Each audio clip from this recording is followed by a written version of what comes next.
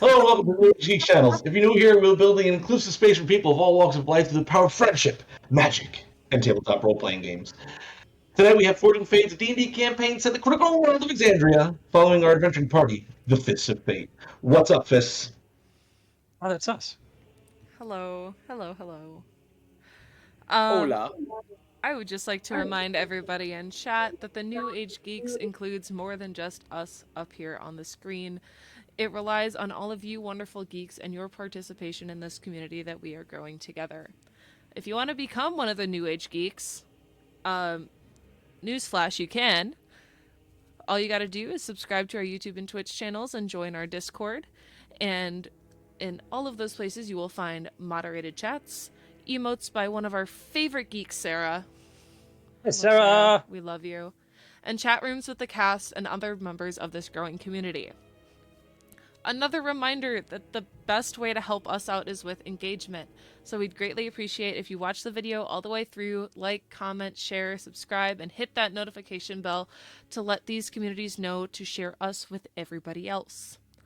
Beyond that, we have posts going up on Twitter, on Instagram, and TikTok. So if you are on those platforms, make sure to give us a follow for more geeky goodness.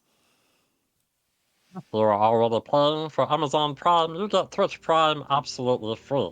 And that scores you a free 1-month subscription to the channel of your choosing.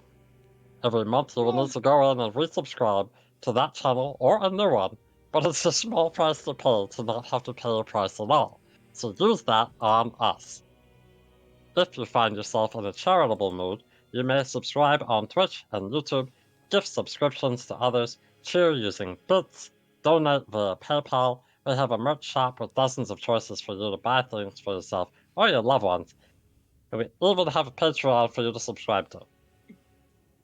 Lastly, if you wish to become a sponsor, reach out to us directly via Instagram to begin those discussions. If you enjoy the music we have going on here on Forging Fates, we highly recommend checking out the SonCraft bot. SonCraft bot allows you to play open source community selected music and soundscape types directly from your Discord server with just a few clicks. Whether you're playing with friends or streaming on Twitch, you can use the audio stress-free. With their pro level subscription, you get their playlist builder, shareable playlist codes, access to 40 plus music genres and 20 plus soundscape types, global genre selections, and 2 premium Discord servers, all for just $10 a month. But by using our referral link, our referral code, NAG, N-A-G, you get $2 off your subscription for the first 3 months. All you need to do to get started is invite the SonCraft bot of your choosing to your Discord server. Then just hit play and let SonCraft take care of the rest. That being said,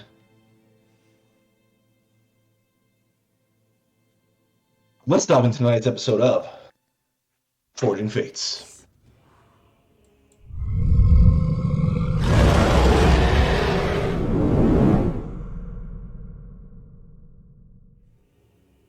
And we're back. What was that introduction?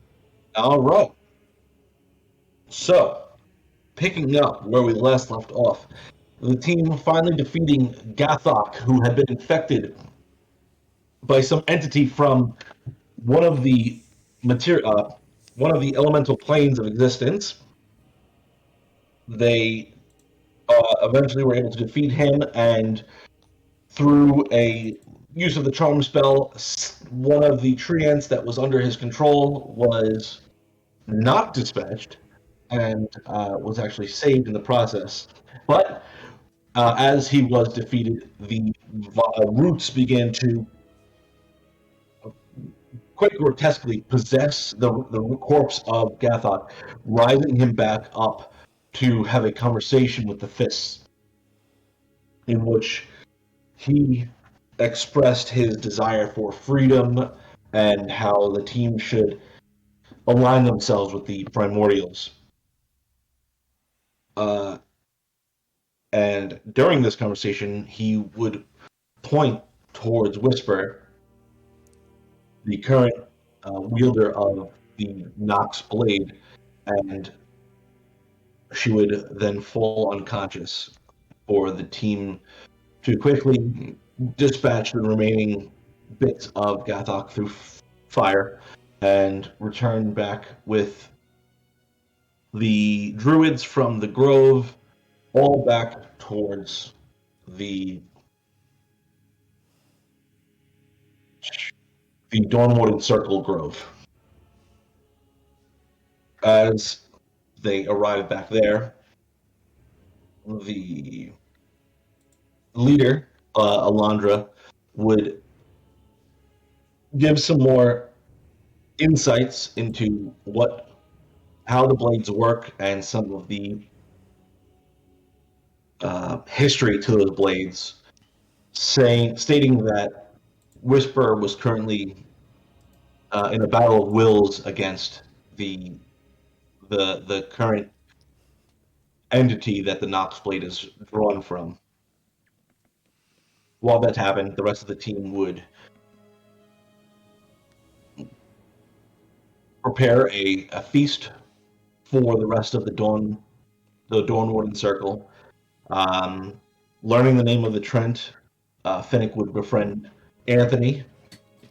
What bestie?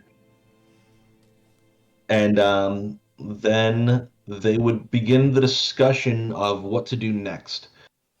Some phone calls were made to Pike, to Citron, and to the mayor of Western, where more information was revealed. What's a phone call? The UT phone home. And during this time, also, the Bard Ranger that is eloquently known as Bramble Thorn Whisperer would provide a gift to his number one fan before moving off towards his next adventure. Kristen, you got a gift? That all being said, that is where we're going to pick up. Where I think we should dive in as you all decide what the plan is and where you'd like to leave for first. Let's dive into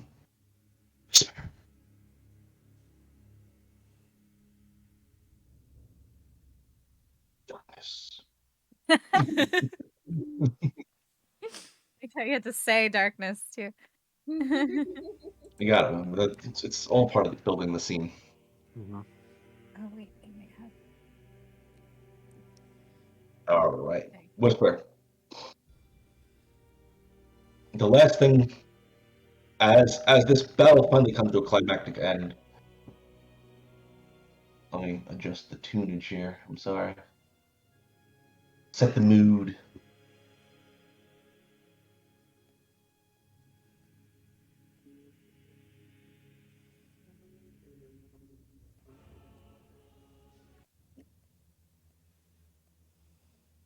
All right. Whisper. As the battle comes to an end, you see Garthok, the corpse body, rising up and beginning to speak to your friends. You see its hand point towards you as it points you, as it acknowledges you there as the wielder of the Nox blade. And as its fingers outstretched towards you, you feel that vibration that you felt every time another one of those blades is near rack your brain. And you feel your vision begin to tighten and blacken before you start to fall forward. And as you you catch yourself, stumble back onto your feet, stumbling backwards, and the forest is vastly different. This twilight, folds of twilight hues dance in front of you, the vast landscape painted in this surreal shades of indigo and violet, as you see shadows dancing across the obsidian forest around you, creating this almost otherworldly ambiance. Wisps of ghostly energy kind of swirl around, revealing these almost glimpses of battles happening around you. You see them etched into the fabric of the smoke. You hear the faint echoes of distant whispers and ethereal winds filling the air. That vibration hum weakening slightly in your mind, vibrating off in front of you. You hear the sound of swords clashing against one another as unseen battles add to this unknown space. The air, as you feel it between your fingers, is cold, and it carries this almost subtle electricity in your fingers. The ground beneath you is solid, but you feel it like almost ethereal. With each footstep, you feel like a puff of unseen smoke push out from your heels. The air is cold and feel it clam against your skin. You taste this faint metallic, almost like blood in your mouth. And as you breathe in, you feel that energy push into your lungs, filling you with this mysterious flavor, almost like ancient magics dancing across your tongue. You can smell the ethereal flowers mingling with the smell of like old paper and parchments. And there's this lingering incense and that electricity in your nose. You feel that vibration pulling you forward.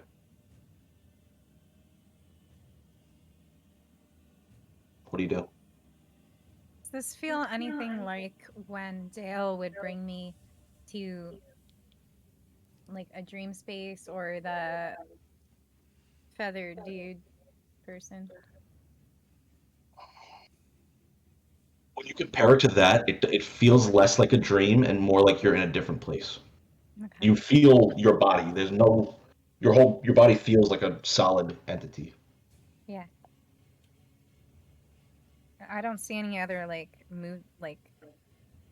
entities there from my first glance. All around you, and you see these like figures appearing in the smoke, but they seem connected to each other as they kind of like dance and battle one another before they fade off into the ethereal area. You just feel that faint pull ahead. I'm going to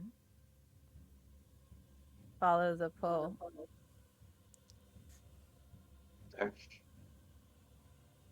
You follow that pull, stepping forward. You see rising almost as if it was on a horizon, but you're coming to it far too fast.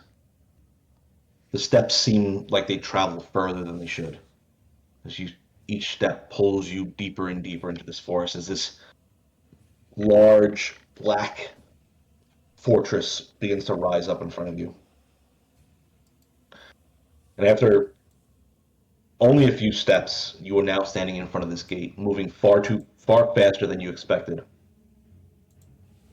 You see black stone, familiar, smooth but cold as it towers up in front of you.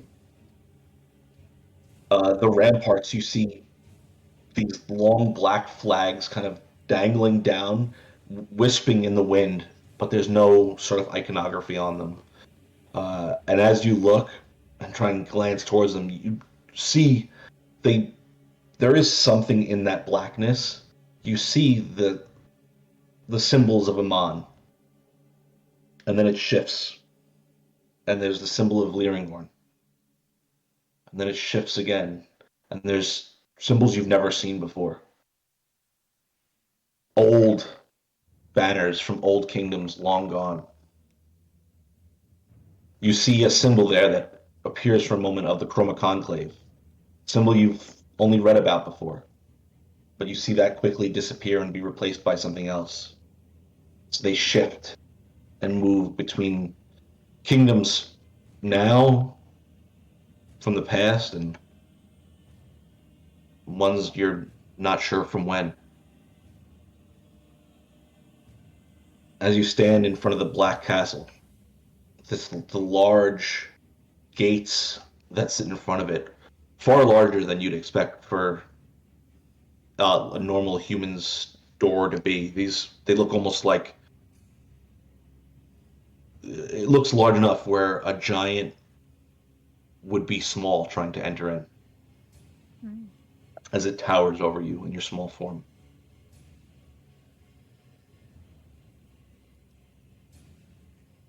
As you stand there now, Oh, go ahead. sorry.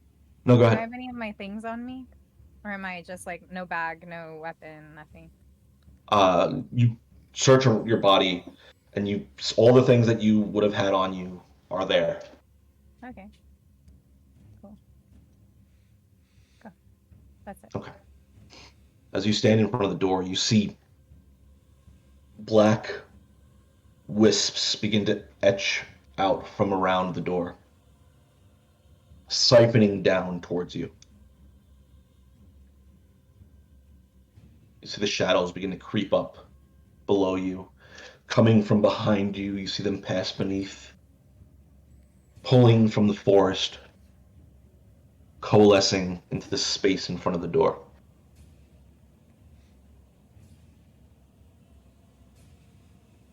After a few moments, this towering spectral figure begins to materialize from the shadows. Its form, this ever-shifting silhouette of dark manifestation with wisps of shadow trailing behind like ethereal tendrils. The eyes gleaming with this otherworldly glow. And as you kind of stare up towards the eyes, you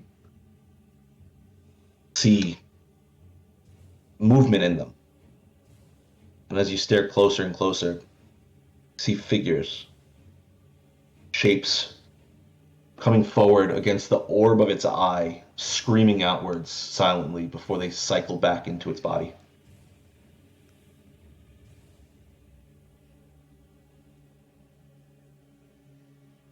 In front of you, you sense that vibration, stronger than ever before, standing in front of you.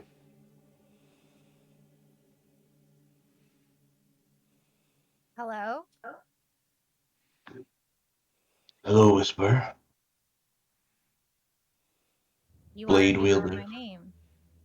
And you wield a part of me, of course I would know your name. Hmm. Well, it would We've be made a polite pact. to say your name too. I have no name. Though, if you must call me something, Nox would be appropriate, I fear. Oh, okay. That makes sense.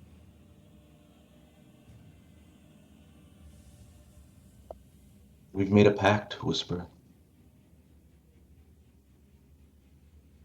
Are you ready to join me? And doing what? Freeing me, releasing us, embracing the freedom your heart desires.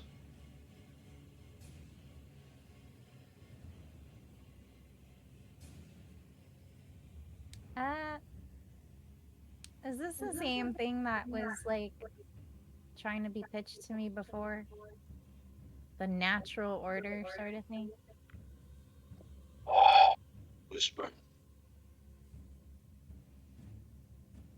Nice. Your mortal soul is shackled by the illusion of life. Join me.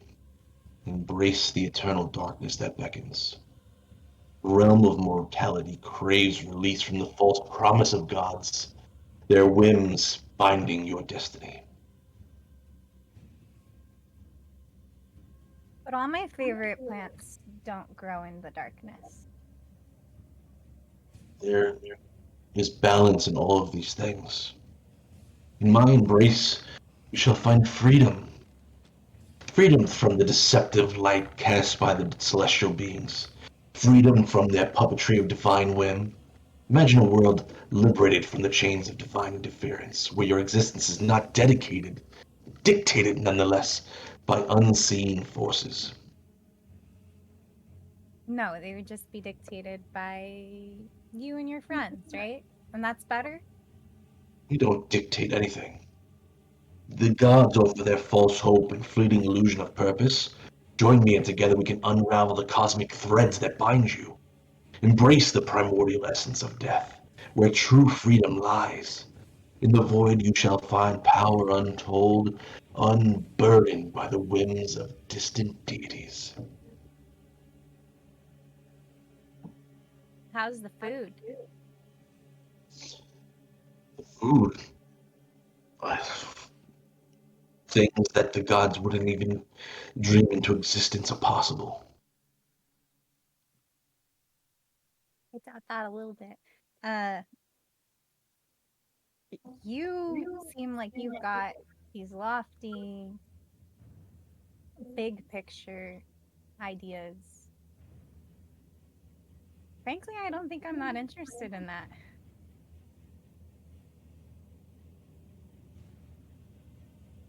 That's your desire, then. I fear we may be at an impasse. I may need to reclaim my part from you.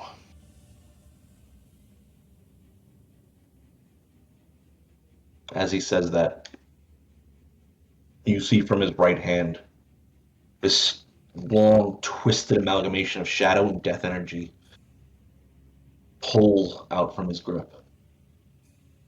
The blade, silent but this chilling hum coming from it. The surface of it absorbing light, creating this unsettling void. But in it, you see etched runes of ancient script pulsing along the length of it.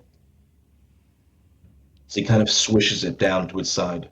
You see the blade leaving these trace of lingering shadows pulling out from it as it pulls it down. Much, much larger and longer than the blade that you used to carry.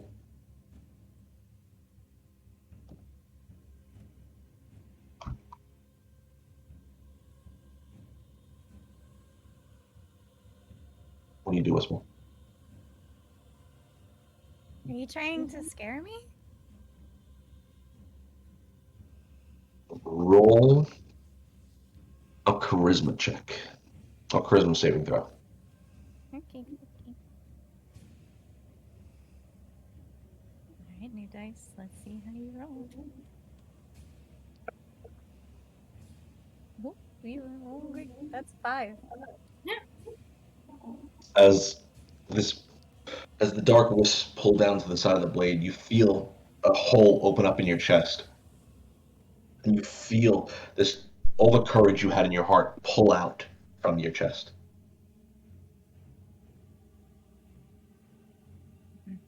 Whisper, this. If you refuse to make the pact, then I will have to take the blade from you.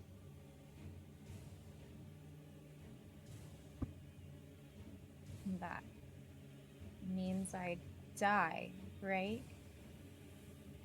Your soul is already attached to it, so with it would go, with the sword it would go.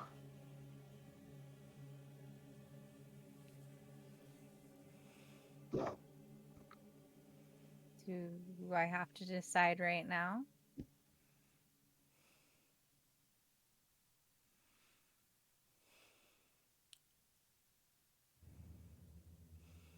My patience and time grows near.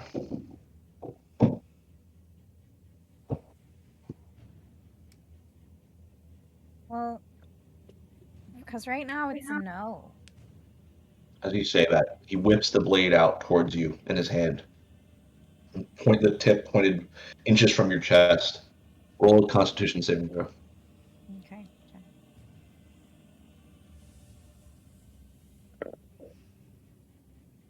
17. You feel your soul, every ounce of energy in your body begin to draw into a point and pull out of your chest. But you're able to resolve yourself for a moment. Stepping back, you clutch your chest, and you're able to break that connection he had there for a moment, stopping your soul from being drained in that moment.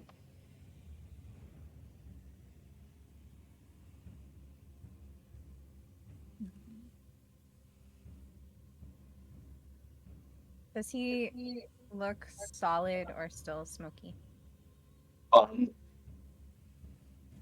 The core of his body appears solid, but there is those wisps of etherealness that kind of brush through his form every once in a while and around him.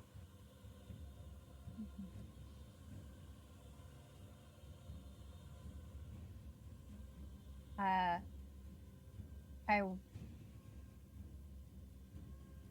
he just attacked me. I want to use primal savagery. How would you like that to look in this moment? So he wants to go stab me with the sword, right? You just kind of hold it out in front of you. It's inches away from your chest, but you feel your body, your soul get drawn out from it in that moment. My teeth go sharp, my claws go sharp, and I want to scratch at. See if can I reach his arm from there? Or is the sword that long that I can't? It's not that long. You're not close enough to reach his hand.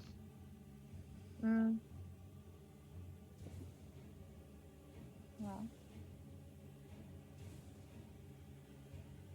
and that changes what I'm doing.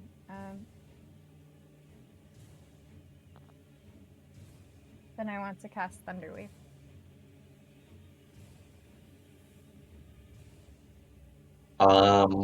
What does he have to roll for that? Wave of thunderous force. Each creature in a 15-foot cube must make, originating from you, must make a Constitution saving throw. Yes. Okay. Toast for comfort. Does he take anything on a save? On a failed save, on a successful save, the creature takes half as much as damage and isn't pushed. I have to roll damage. 2d8.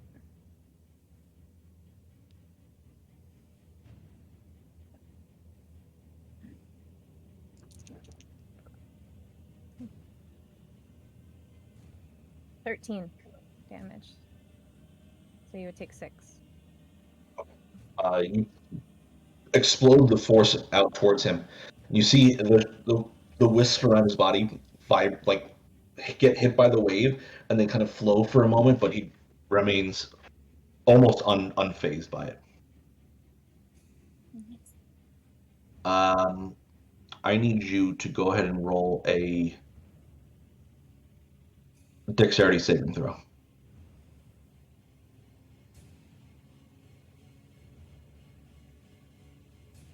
$17. Okay. As his body kind of vibrates from your thunder wave, he quickly steps forward, almost in a blinding flash, and swings the blade towards your neck. And you just are barely able to dodge out of the way from it as you feel that hum dance across your throat. But you're able to just barely dodge out of the way from it.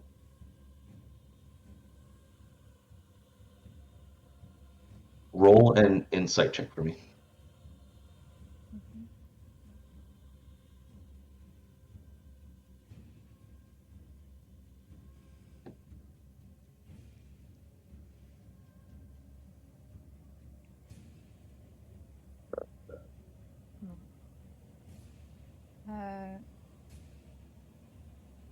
That's an 8. Terrible.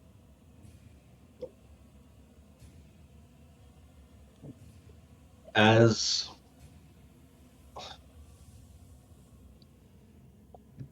this is all happening, you feel that fear still in your chest. You are under the effects of fear. What would you like to do in this moment?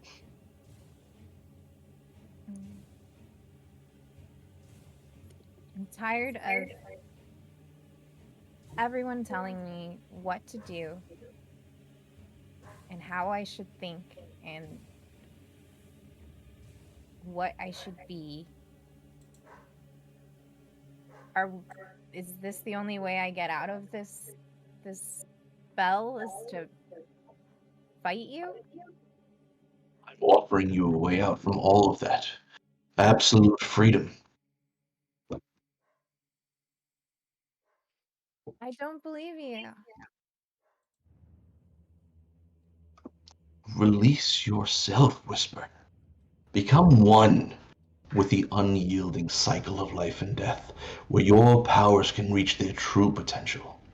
Together we shall return this world to its original state, a I don't haven. care about that. And What I do don't want you to want? release myself. I think I like myself.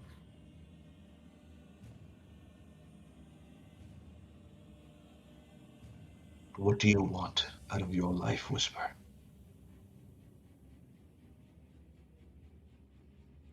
Adventure with my friends. And good food.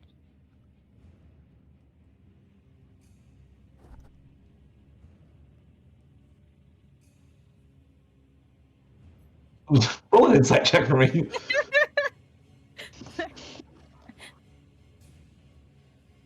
15. That was a little better.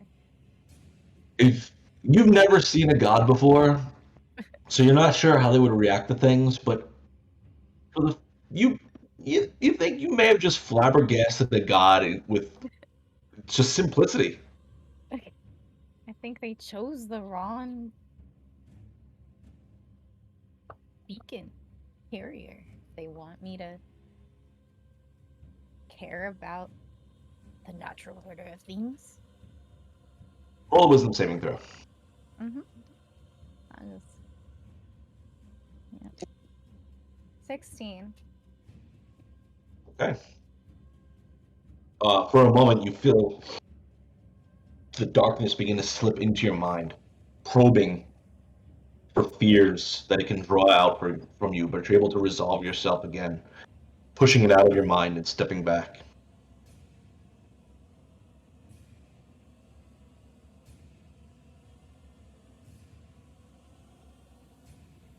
If you refuse the blade, I must take it from you.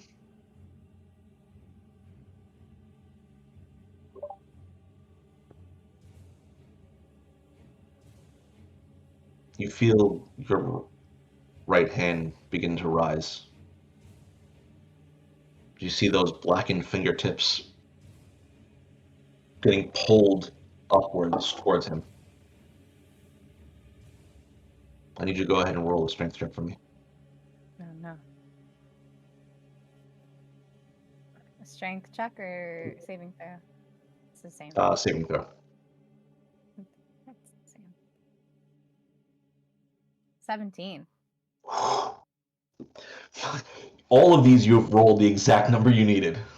Yeah.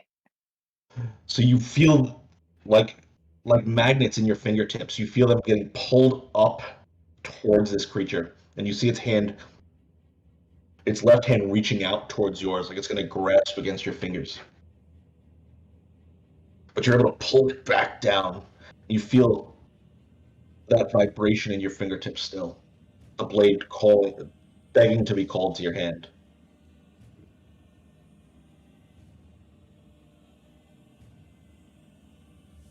I instead grab my club with the nervous energy in my right hand.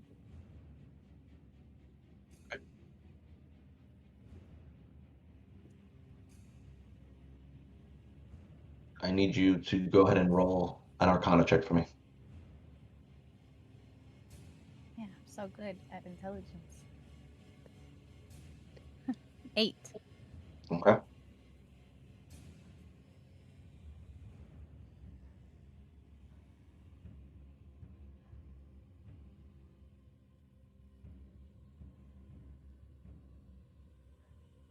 If you won't give it to us, you won't let me take it, others will come for it now. Oh, they've already started. Well, I'll be there too. You feel that magnetism in your fingertips begin to expand as your hand darkens, like an infection spreading up your wrist. You feel that cold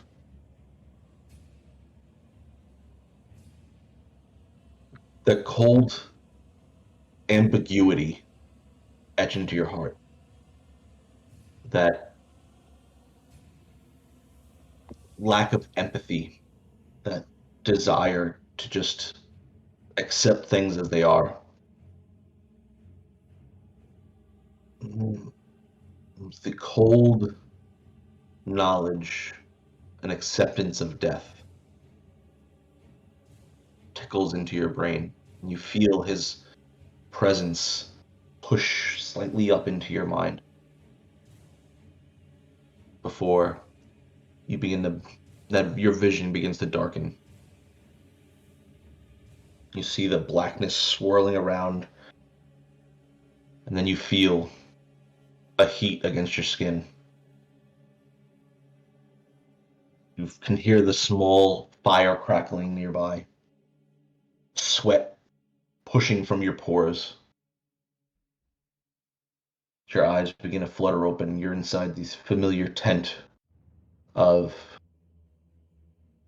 Alondra, alone for the moment.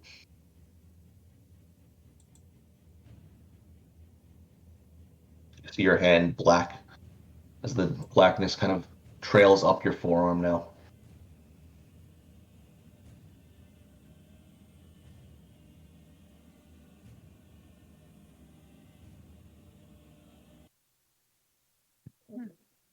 Do I feel anything else different? You feel that familiar, that sense before you left in the back of your mind, this cold, uncaring sense in the back of your mind.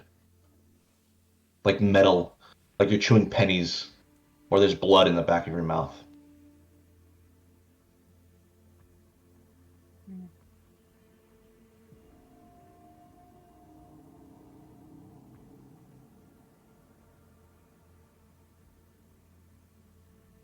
I poke my right hand. Like really hard. Does it hurt? You poke it and you don't feel it. You don't feel the poke. We can stab your pinky or your wrist. Huh? I was referencing Calamity. Don't worry about it. But I can move it. Yep, you can move it fine. There's no issue there. You just like it feels like a phantom limb. You can feel it, but when you touch it, there's nothing. It doesn't feel you. You don't feel your touch. That's both concerning and kind of exciting. Are we all there? Do we see her wake up? No, you're all outside still. This is the next morning as you guys are making your phone calls. My phone calls. But Whisper, you can smell the morning air now pushing into the tent. The faint smells of breakfast in the camping breakfast being cooked outside. But that every time you breathe in, that you breathe in the warm summer air now. But then there's like that small tendril of cold that wisps in.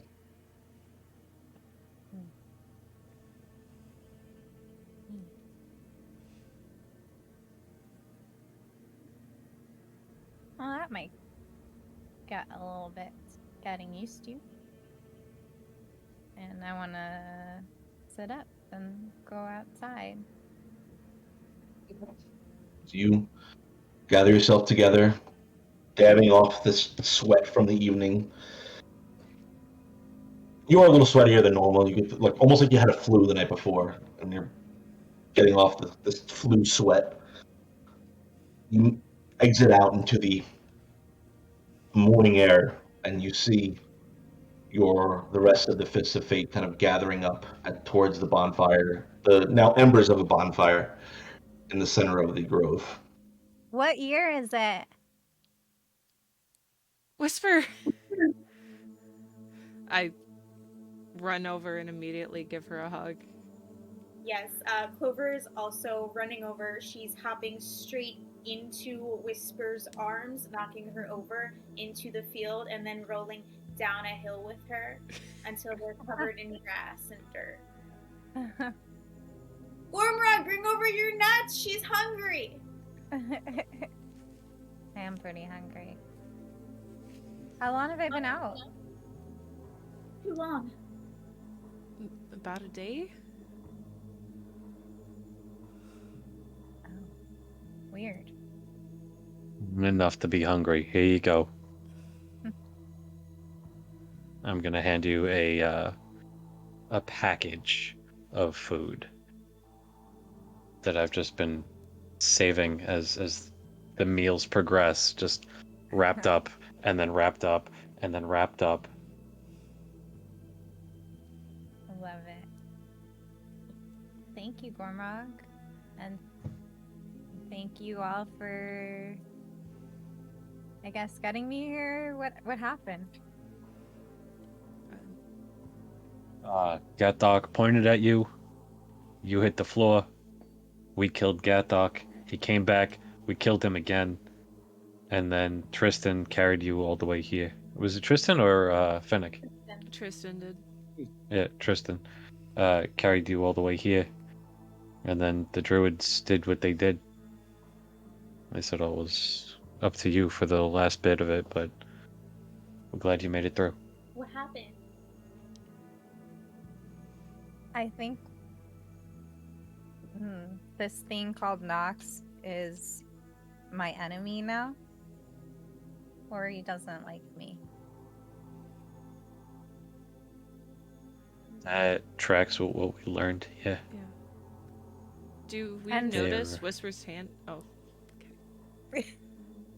I can't feel, I mean, I can move it, but I can't feel it. your hand. Can Yeah.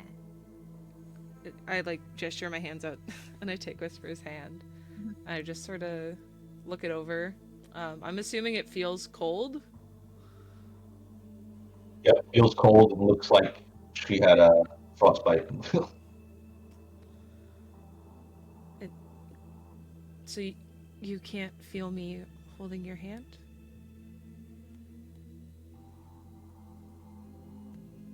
No, I mean, like, I see that you're holding it, so it makes sense that you're holding my hand, but I can't actually, like, feel the hand holding it, right? Yeah. Does that make sense? It does, but it's No. kind of concerning as to why it's happening.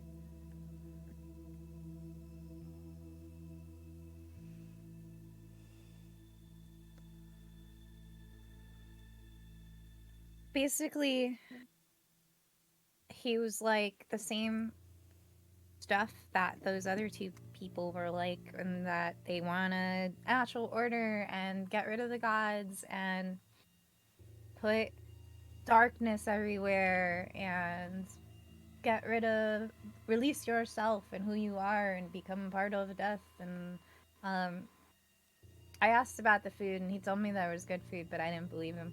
And I don't care about that or what they want, and he didn't like that, so he tried to attack me. It wasn't very nice. He just wants me to join him, and I wasn't wanting to because they didn't really give me anything I wanted. And then he said that more people are gonna come for me because I didn't want to give up the blade, because giving up the blade meant I would die too. But Yeah, we don't want you to die. Yeah, I don't either. yeah, no. What would happen if you tried to give the blade to somebody else? Would they have to go through what you just went through? I don't think I can anymore. Can I try to make the blade appear? As you try and form that blade in your hands, you feel a resistance there. Go ahead and roll a wisdom saving throw.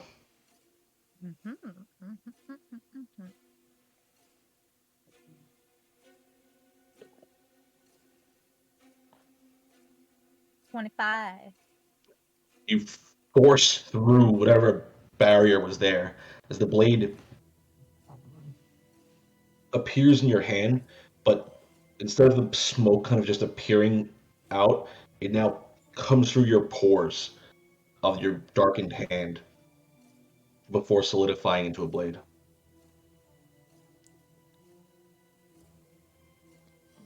Yeah, I'm not too keen on that. I don't like that at all. I'm just wondering, like, if she tried to give the blade to someone else, not necessarily like, you know, have to die before giving it to somebody else.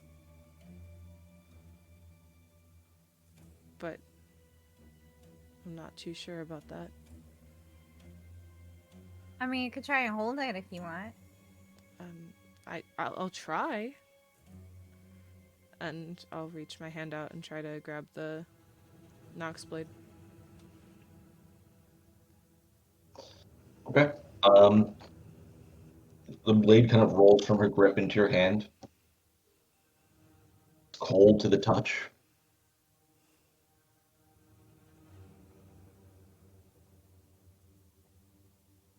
But you're holding it. Now, because Whisper, you had to, like, attune to this thing, right? Yeah. And then it's done a lot of spooky stuff to me. More than what we've just heard about?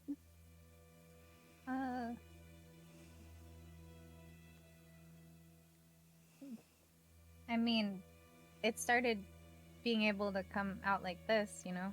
Like that I had just showed you, and that was new. I don't really understand. I'm just trying to think this through, because, like, I'm scared if, like, someone tries to take it and they attune to it, would that affect you or the other person in some way? But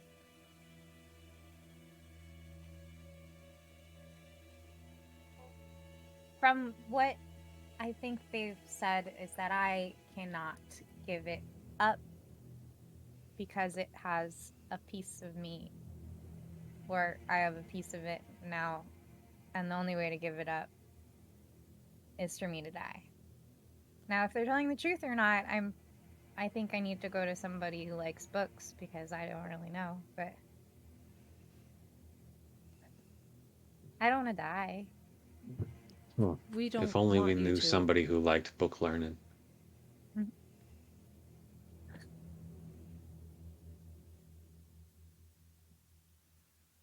We're not gonna let you die. We aren't gonna let you die, Whisper. That's what I said.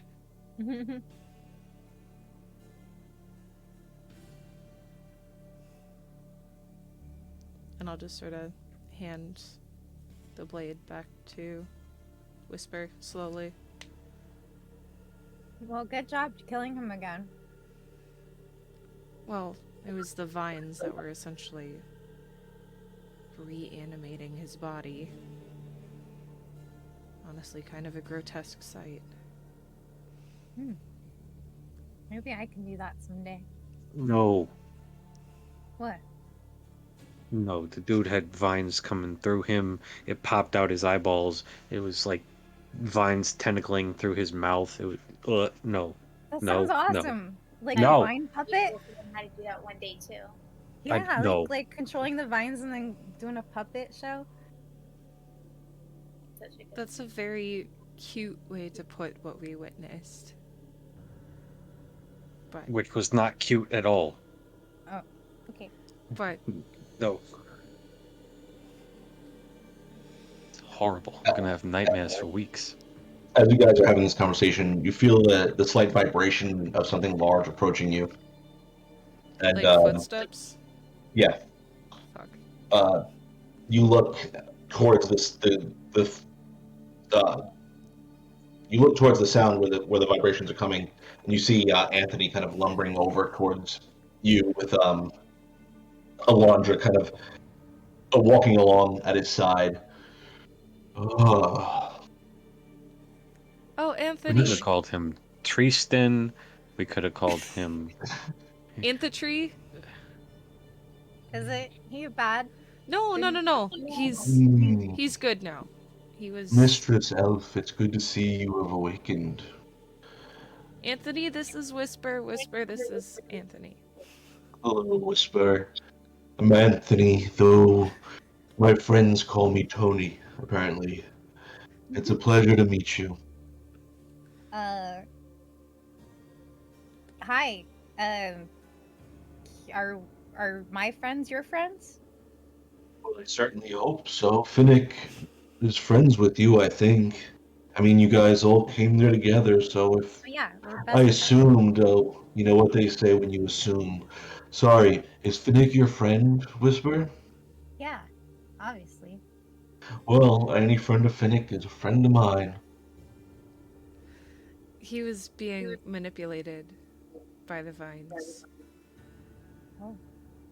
So, after we finished off Gartok, or Garthok, whatever the fuck his name is, it sort of relinquished that control. What was controlling the vines then? The vines seemed to be controlling themselves, but they came from a different plane of existence. They had come through the rift in the ground, Yeah. from the elemental plane of Earth. But it did seem like they were sentient. They certainly spoke. Like they tried to offer me power in exchange for letting them take over. Interesting. Yeah, I told them no. And then the others lit him on fire. It was pretty awesome. Dang. Sad I missed that. Yeah, that part was pretty cool when the whole thing just got incinerated. But the whole blah, blah, blah, blah, Well, from what I sensed when I was connected to them, the vines came from the swamp of oblivion, and I don't know if you're familiar with all of the elemental planes, but, Nope. well, Vaguely. that resides in a confluence of two of them, between earth and water.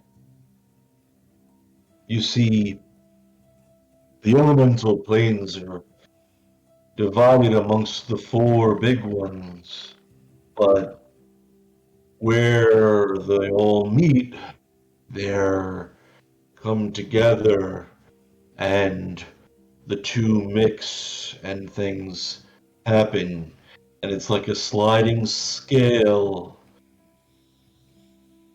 Does that make sense?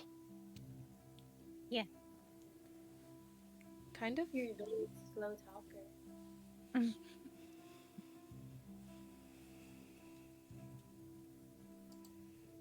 Well, how can I better explain it? So, does that happen with all of the elemental planes then? Well, when Earth meets the water, as you go from water to the Earth, you come across the swamp, then you get towards the mud hills. Then there's the core plane of Earth, which is a lot of mountains. Then going further, there's the furnaces, then the fountains of creation, and then you come towards the cinder wastes and the sea of fire, then the plain of ash, and then you have the Sirocco Straits, and then the labyrinth winds, then Mistral Reach, then Frostfell, then the Sea of Ice, then you get towards the Isles of Dread, then the Sea of Worlds, Okay, but then what does this the relate to Silt the vines? Flats. Sorry, Tony. We're friends now, right, Tony? I got lost. Can you just tell me why the vines are thinking? Well, I don't know. Can you draw us a map? I can't draw you guys a map. They don't make graphite that big for me to use a pencil.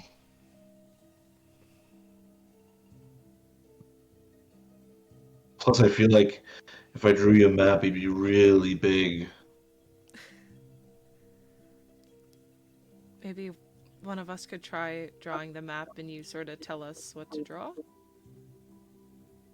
I can certainly do that, though. Understand that the planes, the time distance is not really like an easy thing to draw. That's okay. I give you like an overview, though. So we can start with the swamps of Oblivion. I whip out a piece of paper and Go as through he the whole starts thing. going over all of this, I'm gonna just try my best to draw and label Goes it. all the way around and then gets back to the swamps of Oblivion and keeps going again. After the second time, I'm just gonna be like, alright, I think I got it. Well, Dumb, you muted. happy I could be of help. I feel like Tristan and Gormrog are gonna be like asleep on each other, just like leaning on each other, just. As he's explaining it. Yeah, while Mhm. you're doing that, I'm gonna show Whisper my new journal from Bramble. Yeah, I was gonna say I want to have a small conversation with Clover because I know Clover attacked me, and so I'm assuming would be right next to me. So while Finnegan's getting this map, what the rest of you guys doing? Sleeping. Exactly what I just said. Yeah. I was using that as a prompt to start role playing. So, when you were sleeping, here's what you missed. Not much from anybody else, but Bramble left, but before he left, he bought me this journal. And it says, write your own Oh. journey. Or Oh, I write your love own that. story. Are you gonna be a writer too? At least for myself. I can't wait to hear your stories if you share them. I already started writing a little bit about what happened before I met you all. But, yeah, hopefully I get to write all about our adventures. Make sure I sound more awesome than I am. What? You're like the coolest one. No one else wears feathers in their hair.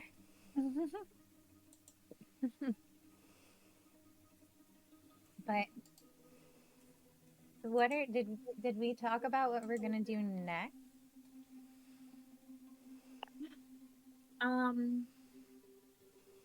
There's a lot going on.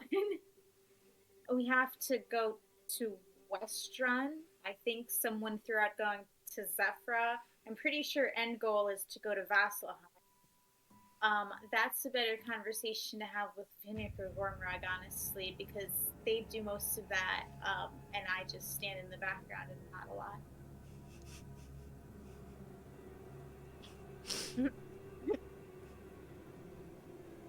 Okay, well, I don't know how long this guy is gonna go on with this. I think we need to find. Wait, I haven't discussed this with anyone. I don't know. I think we have to find all the other blades. Did we discuss that? Yeah, we discussed it, but I think in order to beat this, we're gonna need to find all the other blades.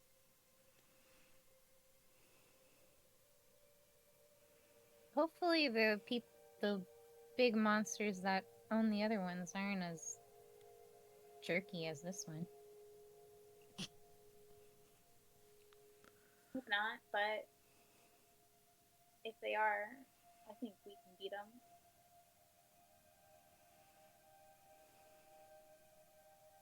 But, yeah, so that's what you missed. Not much. Thanks again. Oh, you're welcome. Of course. What else would I have done? What else would any of us have done? I don't know. This whole thing that we're doing all together is still so new to me. Yeah, I'm kind of just taking it day by day. That's a good plan.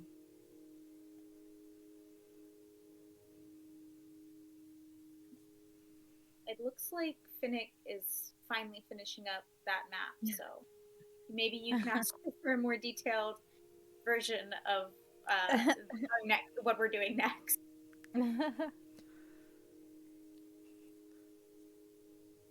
Is that Okay. still there, Tony? So as you finish drawing your map, Finnick, Alondra is there as well. She kind of comes up towards you, whisper, "How are you feeling?" I feel stuffed. I just ate some food, which was really good. I'm feeling kind of good. Should As I you're be? giving her this bullshit answer, she reaches out and grabs your blackened arm, kind of holds it up towards her, Yeah, see, I can't feel that, so it's not. I'm not feeling it. turns your wrist over. Well, I see you are at least keeping it at bay for the time being. Is this gonna spread? Oh, yes. Unless you can somehow destroy the sword or make a deal with him or banish him completely, and it's a testament of your willpower that you've survived this long. And he will keep pressing against your soul. If you wish to keep this up, you will need more strength, and the guardian of the blades was able to keep them all in check by having their opposites for each. So the Deathblade was obviously pressed against by the Lifeblade. So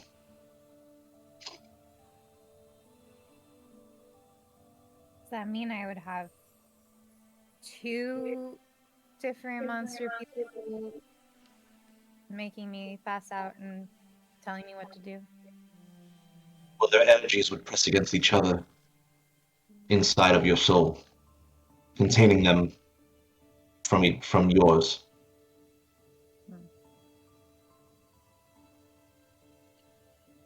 So, is that the only way for me to keep the blade and not make a deal? As far as I'm aware. Oh, that kind of sucks. Though you may, through some ritual that I don't know, but I'm sure exists out there somewhere, you can carve off that piece of your soul if you wish to be rid of it. What would that do to somebody to do that? Well, whatever you've lost so far to that entity would be lost forever. How do you feel now? Do you feel like you've lost part of yourself? Do you feel something else inside of you? I don't know if I've lost something, but it does. It's like an aftertaste, like a weird tickle and feeling in the back of my head. So it's like I gained something that I'm sure I'll get used to. And then this thing, I guess I lost feeling in my hand, which I have a question about.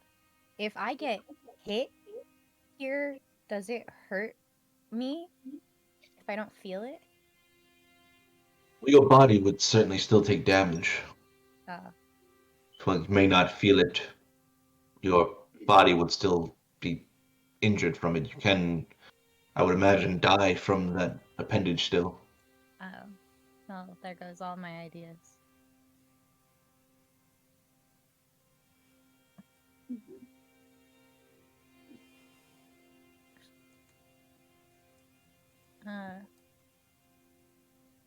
Do you think I've lost thing other than feeling? Well, I don't know you quite that well, Whisper, though.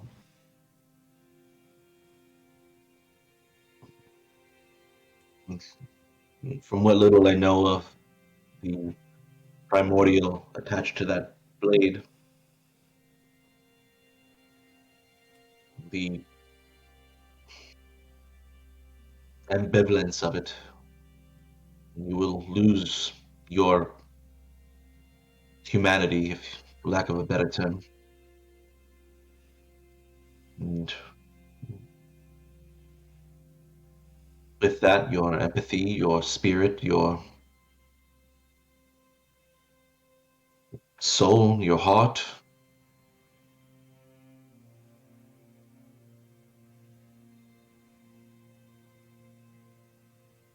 I don't know how much of that do you feel you've lost already? Would you even know if you've lost it? I think that's what I'm worried about. Like, do I even know if I lost something already?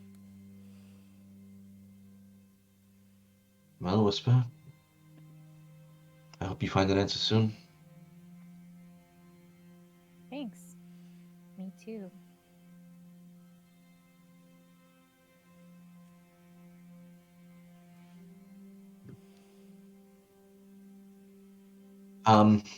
Finnick. Yeah. I know you planned on making your communique in the morning. Was there any success with that? Yeah. We plan on meeting up with some people in Westren.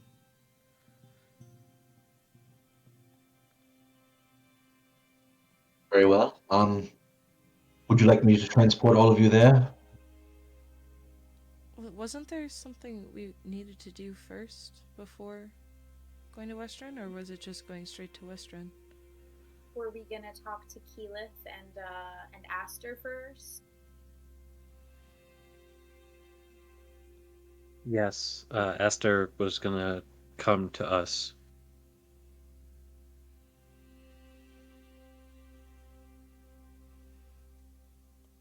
So. And then we were gonna go to Western. Okay. So I guess we just need to wait for one person to meet us here, and then we will be on our way. Is that the halfling woman that came to us last night late? What? What? I mean, I would have known if she came here. I don't think, as far as what we remember from last night, she had arrived yet. But this was quite late. I believe she's actually sleeping still. What? Cool. Where is she? She's housed up in one of the trees over there. She kind of points towards one of the smaller trees. I'm gonna run over there and I'm gonna climb that tree and I'm gonna push her out of it. as you run over, you see the familiar halfling form of your sister Aster, her limbs kind of spread out across this hammock that hangs in the air. Drool pouring out from one side of her mouth. She does look worse for wear. She's dirty, bruised. There's scrapes and cuts across her body. But as you make your way up the tree. Sir! Aster! Clover? What are you doing up there? I'm sleeping! You know how long I've been up? Oh, come down! It's morning! As you say that, she kind of rolls off the top of the rolls out of the hammock into the air. She just kind of free falls down in the air before she casts a quick spell, and like a just gust of wind kind of blasts beneath her, and she kind of lands on her feet, tiptoes before coming down totally. Oh no, you look terrible. What happened to you? So one of the Yeah. Can you heal Aster? I don't need heal. I'm all right. The the so the rift that we watch kind of started acting funky. Um, so yeah, we've been dealing with that, evidently. As she kind of like licks her teeth, you notice one of her teeth is missing in the back. We're from a farm and have a missing tooth, Aster. Think about all the things that they're gonna say about you that are true now. Care about that? Kind of tousle her hair.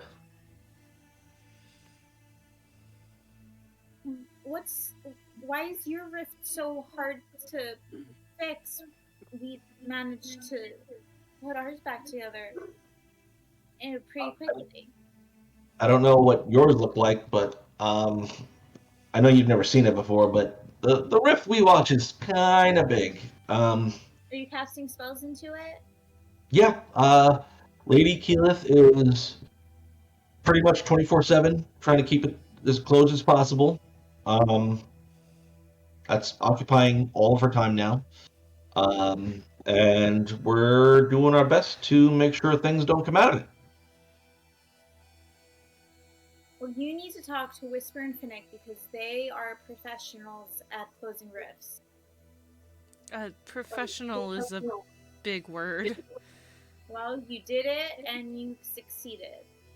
And you got paid for it. And you got paid for it. So there you go. Makes you a professional by definition, technically.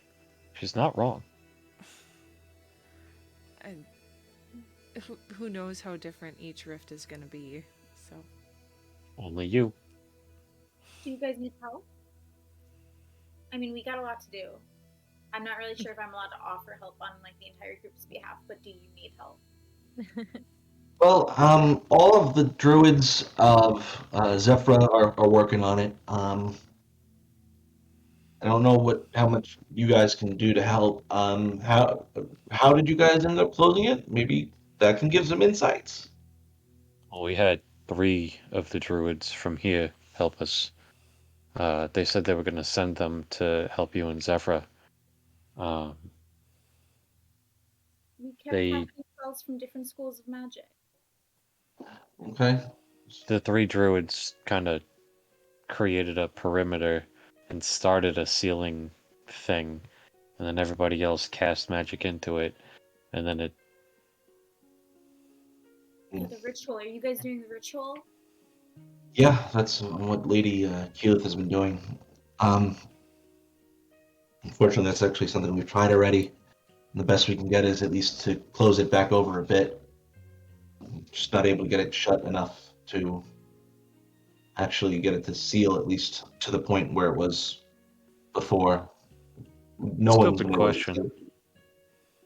seal What particular plane is coming out of it? it. Zephyra, so that's air. Uh-huh. And has any air taken over any of your friends in Zephyra? No one's been taken over. We've been dealing with elementals and the like. actually there was a large force that came through it and kind of made it really hard to breathe for a while. We're able to Yeah. eventually get rid of that, but that was unique. But nothing's trying to take anyone over that we've seen. Yeah, we ourselves were stuck between a rock and a hard place. Hmm.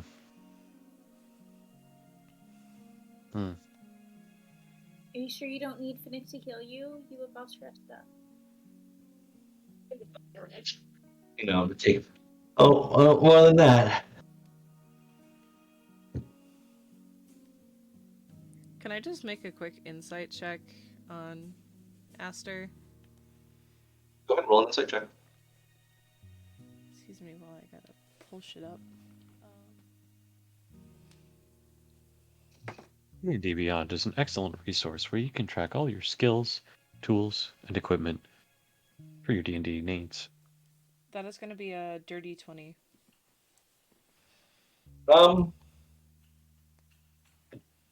She looks worn down. She's not actually like hurting. She's Just really tired. just beat. Like she looks like she's suffering from at least 1 or 2 levels of exhaustion. But otherwise, she's max hit points. Okay. So what else do you have to tell us from Keyleth and from Zephyra? What information do we need to know about anything about the climate change? Those weren't the right words, but I think you guys know what I mean.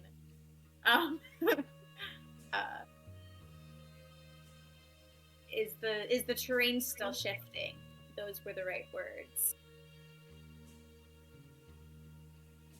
Oh, Zephyra is like I said, the rift there is open still, and we're doing our best to seal it. We know that the other Ashari tribes are dealing with similar issues, which is why Keyleth hasn't been able to gather them all together to try and focus on one at a time. Each of them is doing their best to just maintain some semblance of control over the four now. Though how long they're able to maintain that, I don't know. We've gotten rumors that other rifts are opening in places, and from what you said, that's true. Yeah. So that's concerning. That hasn't happened before.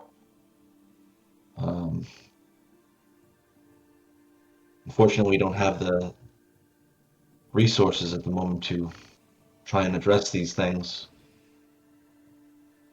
Though, if this continues, we may have to begin making some difficult decisions, but that's above my pay grade.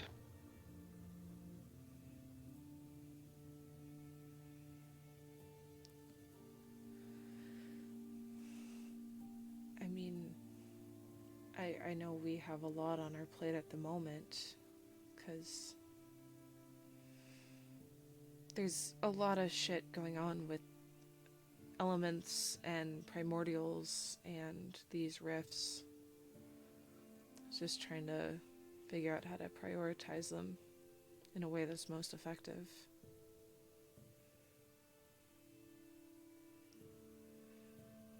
What do you mean primordials?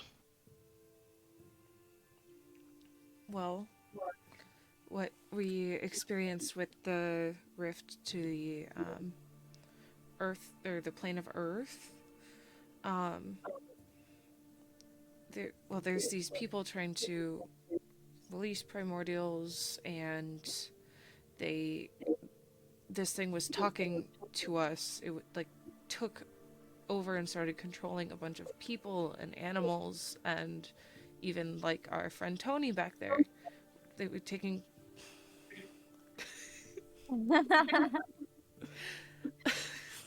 I love Tony so much. They were taking control, and then they kept preaching about offering us power, and relinquishing the gods and setting them free, and it seems like, at least from my eyes, seems like the rifts and the primordials, the two bitches we gotta deal with, play a part in that.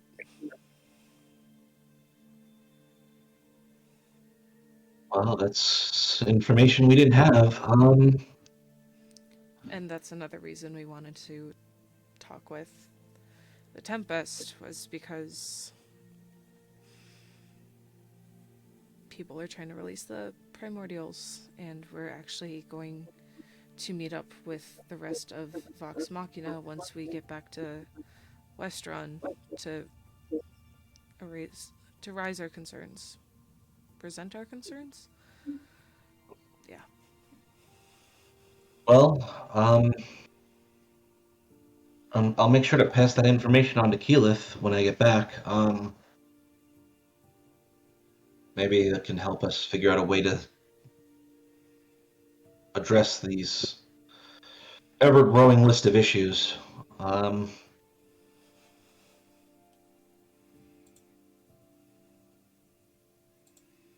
Interesting. What? So, what two people? Their names are Sammy and Raynor.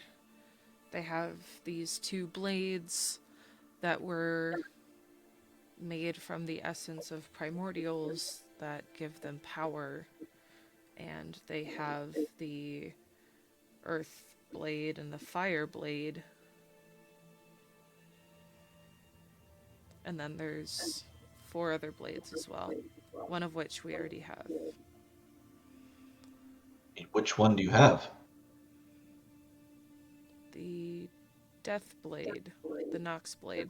Okay, I don't know what that is. This is all kind of above me, but this sounds like that's you probably shouldn't have that. That sounds like something really bad. And that is another thing on our to-do list. Yeah, we also know that the blades, when combined with the Each heart other. of the primordial, become more powerful. So the sword that Sammy is the earth one, the stone body, heavy blade, and they were going after the Titanstone knuckles. Last we heard. Doesn't Grog have those? Had them. What do you mean That's had? That's the other reason why we wanted to talk to the Tempest. There was an attack Grog on is- Whitestone, and Grog did not make it. Wait, you guys haven't heard yet? No, we haven't heard. Why not? Well, We've both been dealing sides with are Rift. busy. They were busy with the battle. The Tempest is currently busy with trying to close these rifts. We've been busy. I feel like there's a very clear lack of communication here. Yeah, so that happened. I mean,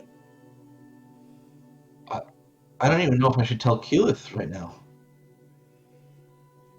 If I it'd be tell better her, than not telling her. but if I tell her and she loses concentration, then the rift may open more.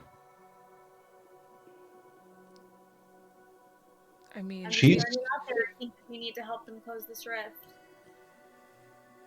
Putting that energy out there. I don't know offense, Clover. I don't know what you guys could do. We have all of Zephyr on it. I don't know what. I'm really good at punching things. Me too. he is. And so is Clover. With weapons. I mean, honestly, like now that I think about it, I wouldn't really call it a punch. Yeah, I wasn't gonna say anything, but I was just gonna let you get there on your own. But the two over here, Whisper and Finnick, are probably going to be your best bets at helping you out with this. But the rest of us can definitely provide a line of defense for anything that may be coming out that you just didn't have before.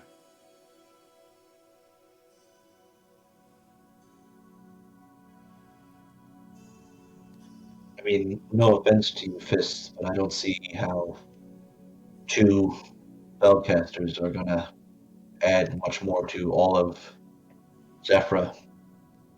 Please excuse my French, but do you have any better fucking ideas? No? I mean, to be fair, we already did it once. We're currently trying to get stronger so we can face these problems better, but it's kind of hard to if we just sit around and do nothing. Yeah, if we're not getting experience by killing things, maybe we should just start killing people. I immediately turn to look at Gormra. It's a joke, relax. Well, like, what are we gonna do when we have to face Sammy and Raynor again? Punch him harder.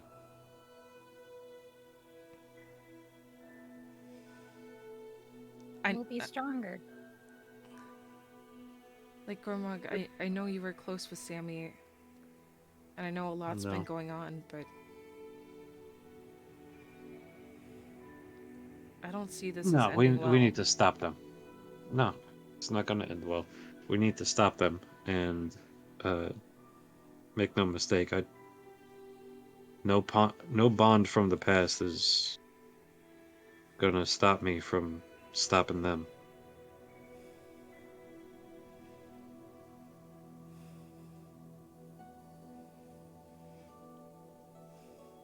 I think this is a good time to take our break. Because the team, everyone starts to decide what the plan is here. So, we'll be back in a couple minutes. Stick around. See you soon.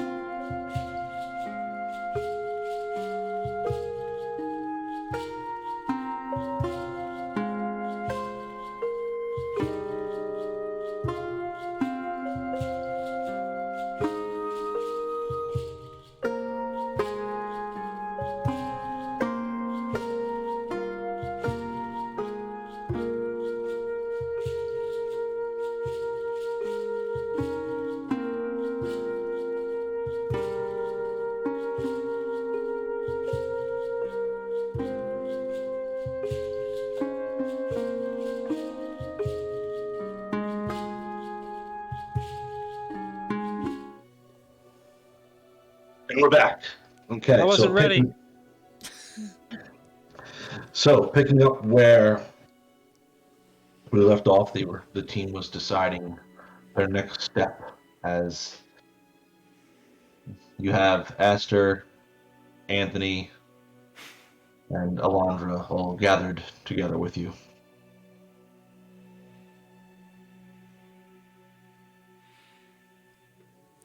So, Aster, you said all of Zephyra is working on closing the rifts? Well, we rotate now that but in the beginning we all tried as best we could to seal it somehow. Just we weren't able to.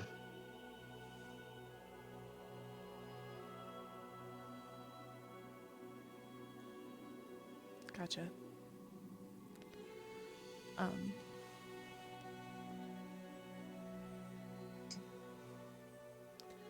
Based on what you've said, definitely sounds like the rift is a bigger issue than what we faced here, at least.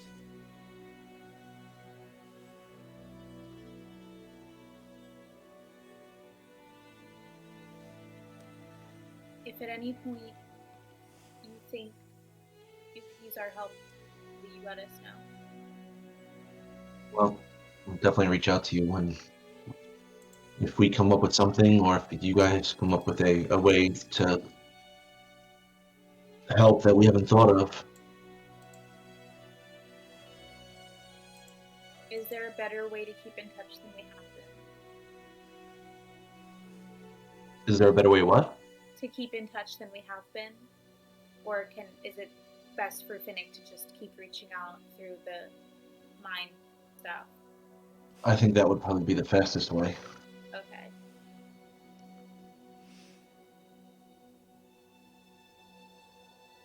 Okay, well, I think you have to go to Western.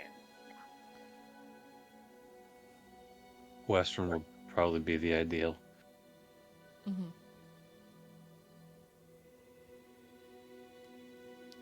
Go to Western then. If you get things handled in Zephyra, send Keyleth our way.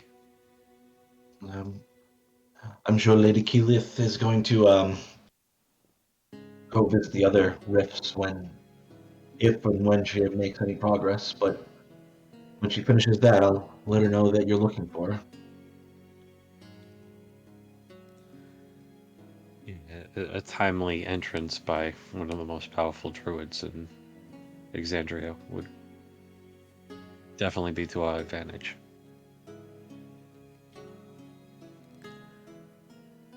Okay, well, give me a hug because I don't know when I'm going to see you again next. You, Clover. As they're doing that, is it possible to pull Alondra off to the side quickly? Yep.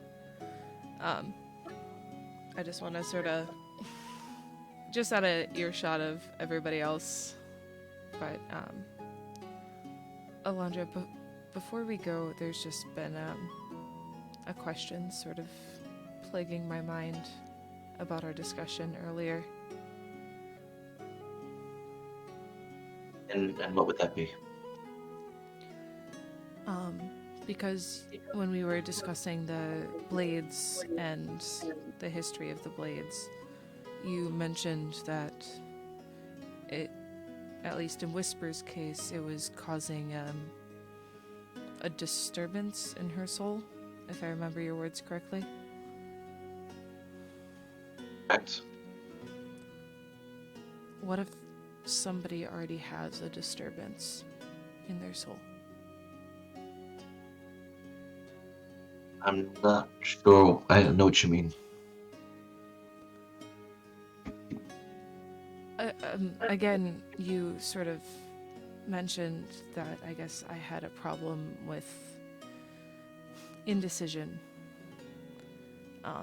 Basically, walking. I have two paths I could walk, and one of those is kind of linked to what at least I would consider a disturbance. So I was wondering if that would have...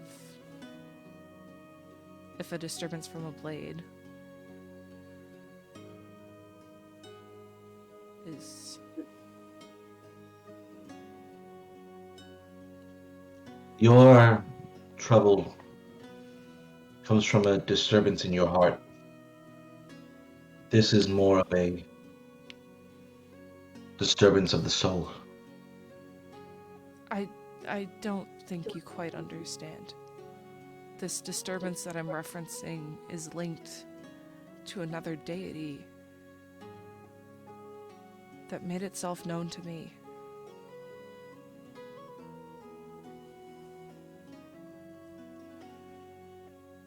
Inviting. Say the name. Say it. Out loud.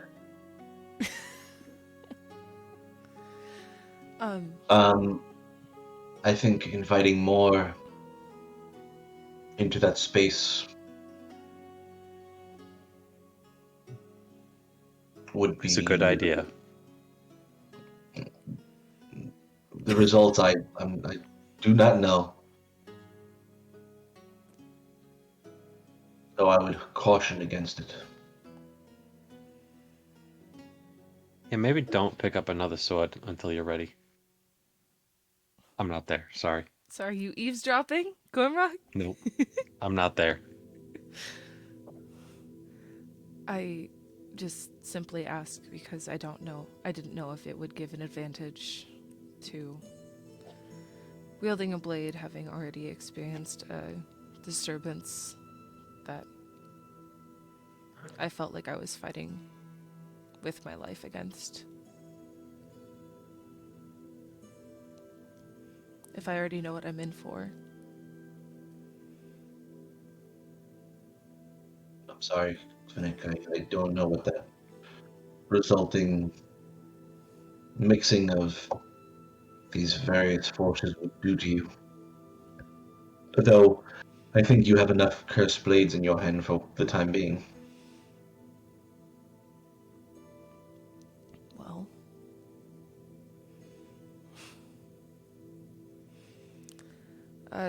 something my mother used to do when she was cleaning out the house. You weren't allowed to get something new until you get rid of something. So, Would you like me to get rid of it for you? I just fear that I won't be as useful in battle without a powerful blade. You run the risk of it taking control with each time you use it. You know this. I do.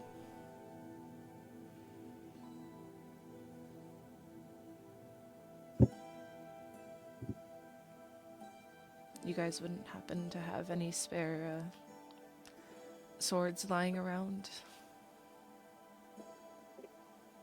Swords aren't our particular niche tool.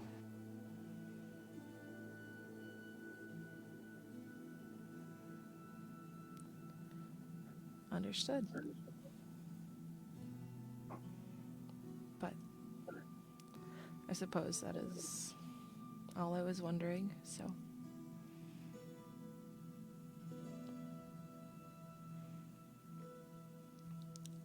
Guys, Well? I'm ready to go if you are.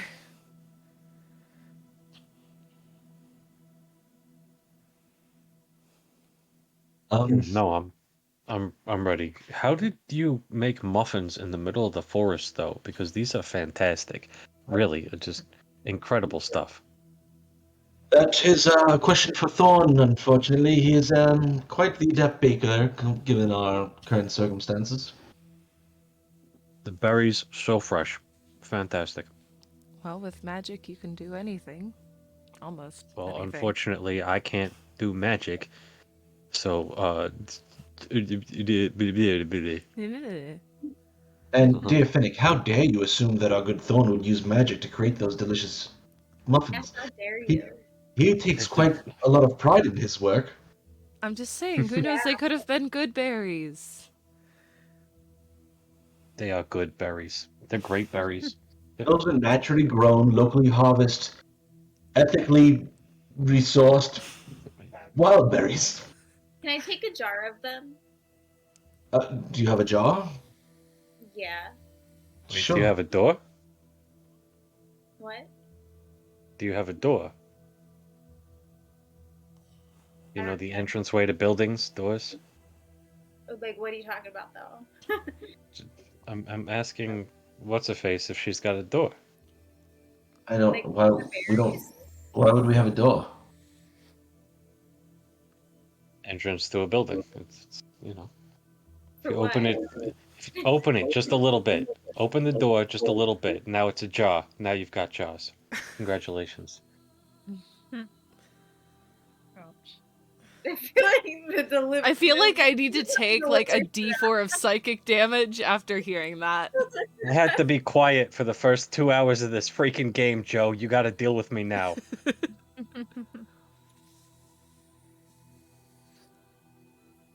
So yeah, I'm gonna take some berries. Well, Gormog, I will say that joke was adorable. So are you. All right, that's what we're gonna call for tonight, everyone. Peace out. Alright, I'll behave. Well, now that you have your berries, I don't know the particular tree you spoke of for your residence in Western, but I am familiar with a tree on the outskirts that I'm more than happy to transport you to. I mean, Sure. yeah, that would work. Or else I was going to try and describe the apple tree we had planted outside of our house. We can certainly try that if you'd like. I can't guarantee it will be successful, however. Why don't we go with the safer option? I've heard Wait, nightmares of An apple tree in the teleporting. middle of Whitestone. Western? No, if she gets the wrong apple tree, she might send it to an apple tree in the middle of Whitestone. Oh. Yeah, I've heard nightmares about teleporting gone wrong, so. I haven't, and I'd like to keep it that way, thanks. Noted. How does this work? Well, I will cast a spell on that tree right there. A opening will appear in the center of it, and you will need to run through as fast as you can before the gate closes behind you, which is about 6 seconds. It feels like this is a setup to smack my face into a tree. Um, Well, don't as let funny a the joke as door that hit be. you where Mother Nature split you. Jeez. In this case, it is Whoa. Mother Nature that is splitting. Recording Fates After Dark, everybody. Welcome. Glad to have you here.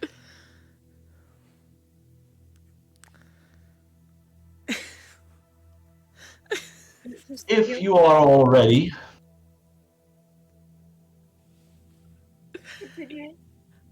No, I'm good. I'm good. Yeah, I'm ready. Tristan's ready too. I'm just I'm gonna give ready. a quick hug to Tony before we go. oh, that's a nice hug. Hey, Finnick, if you ever need me, just call. I mean, I owe you one for not killing me and making me not under control of those people, I guess. But if you need me for anything, just tell me. I'll be there to help. Thank you, Tony. Thank you, Finnick. Stay safe. You too. I'll do my Just darndest. call my name, and I'll be there. And I'm ready. Okay. With that, as you all gather around the tree that Alondra begins to cast the spell on,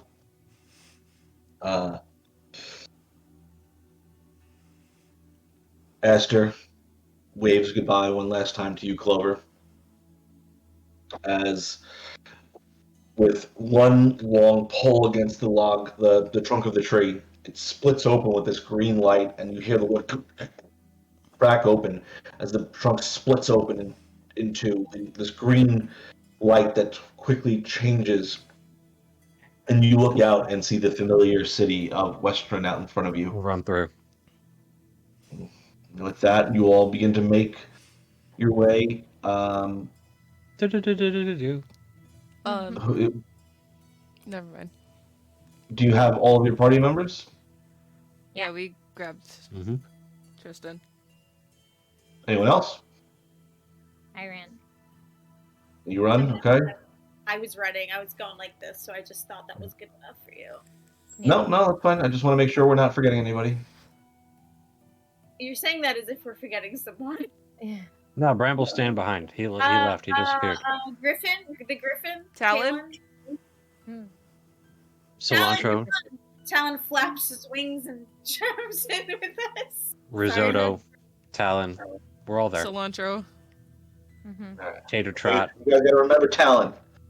Can't remember them all the Tater time. Tater Trot is with us. Talon's with us. Oh, you have Tater Trot as well? We got the cart. We Yeah. got all our stuff. Okay.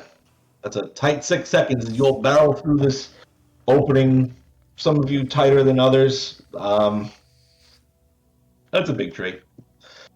But you make it through, and as the last of you crosses through the threshold, exiting out into the the warmer air of Western, the gate shutting behind you as you look out to the city, which is smoke rising from several buildings as the chimneys puff the smoke from the from their morning fires.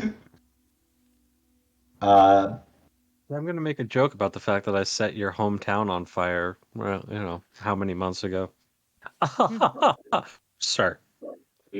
As you do look towards the gates, though, there is an unfamiliar sight. You see two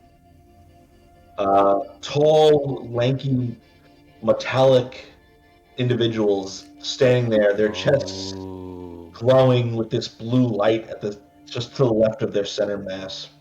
Mhm. Long pikes in either hand with a shield strapped to their left arm.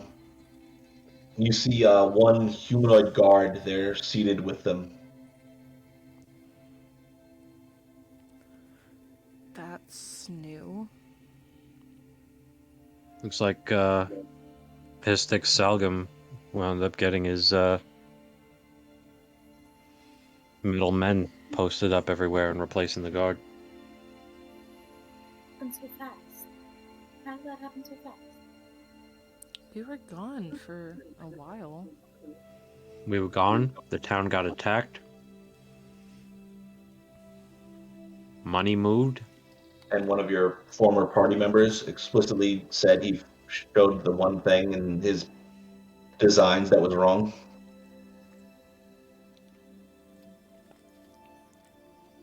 Wait, what happened? Yeah, what? I think it was like episode 3 where Felix points out something in Hystix's schematics for an equation that was wrong. And Hystix went, oh, you're absolutely right. Felix did. What? I don't think that we should get blamed for something that Felix did. Hey, it's canon. Listen, man. I don't think Felix's one equation change would be sufficient enough to solve the entire problem that he had. There should definitely still be some flaws in the designs for us to stop them if we need to. Think But that also, would like, make require them- some investigation.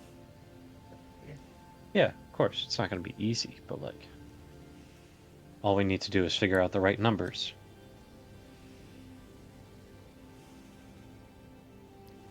Well, I don't know. That's what Felix was always on about, numbers. The numbers didn't make sense to him.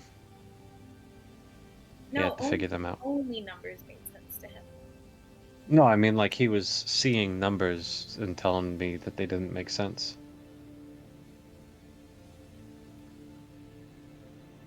Like, numbers had more meaning than just on a page. Believe me, I You know. were a number.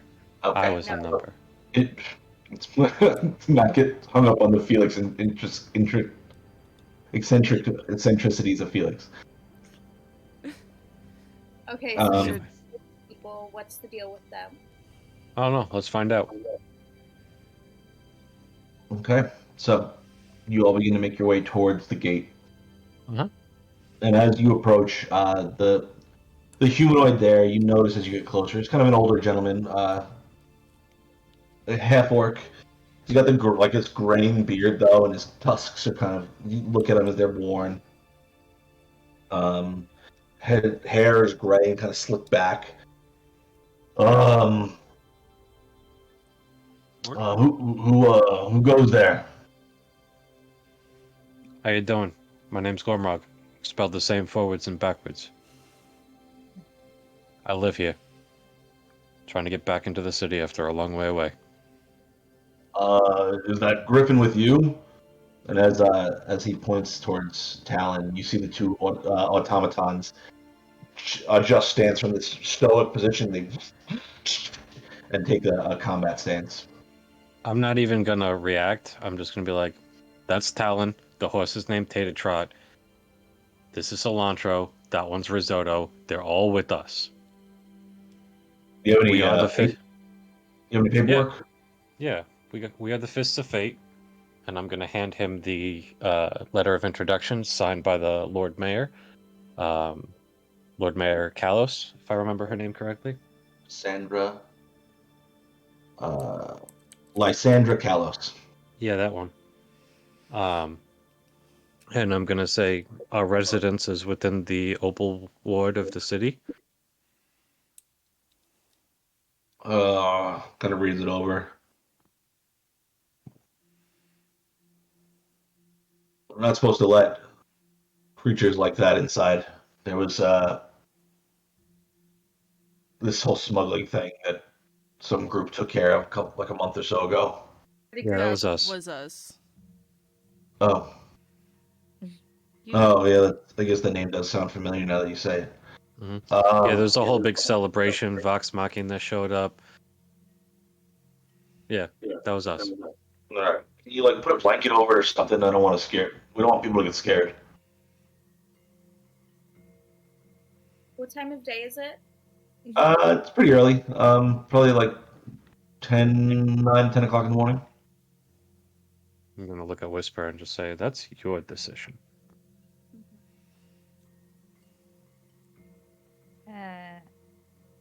Why would people be scared of Talon?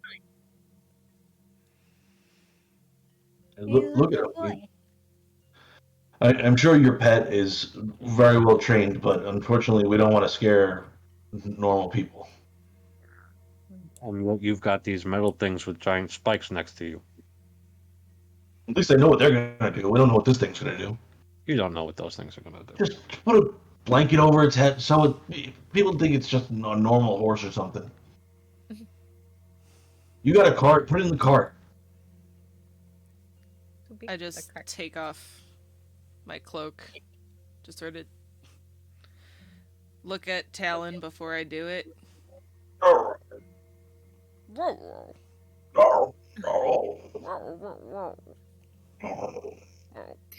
When did she learn to speak with animals? I didn't know you could do that. I just have a way with words, I suppose. And then I also just take a ration out of my bag and hand it, like feed it to Talon. I'm also just gonna lean over to Whisper and be like, I have no idea what I just said. But it seems well received. okay.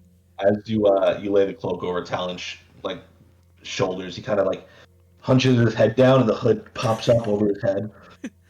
I just sort of lift it up over one of his eyes. You see him like eye you through the side, and you see his eyes kind of narrow for a minute.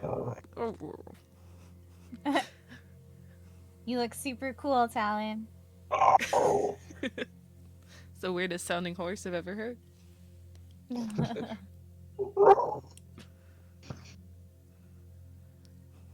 Is that good enough? Can we get in? I suppose. Go on in. And kind of motions towards the two automatons, and they return back to their original stance. Thank you very much. Have a wonderful rest of your day. You too, Fists. With that, you spend maybe 20-30 minutes making your way up towards the Opal Ward. Eventually making your way back towards the location of your residence. And as you approach, you see the second floor is been successfully completed. The repairs to Clover's room are... I'm sorry. Clover's room. Clover's room. Clover's room have been completed.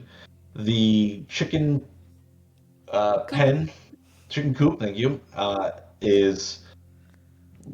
There's chickens in it still. They look like they've been fed over the time you've been gone. Good. Your orchard that has been planted has continued to grow, though it's hard to tell over 1 month. And your farm appears to have grown as well over the time you've been gone. Well, yeah. We had somebody watching the place, right? Well, originally it was Aster watching it. I suppose that when it was time for her to leave, she found someone else for us. Right? Well, they can walk. She can walk Thought through we'd take trees. somebody to do it. Huh? She can I walk. thought we you. paid somebody to do it. That works too. Sure, that's fine. I'm not gonna go back into my notes for this.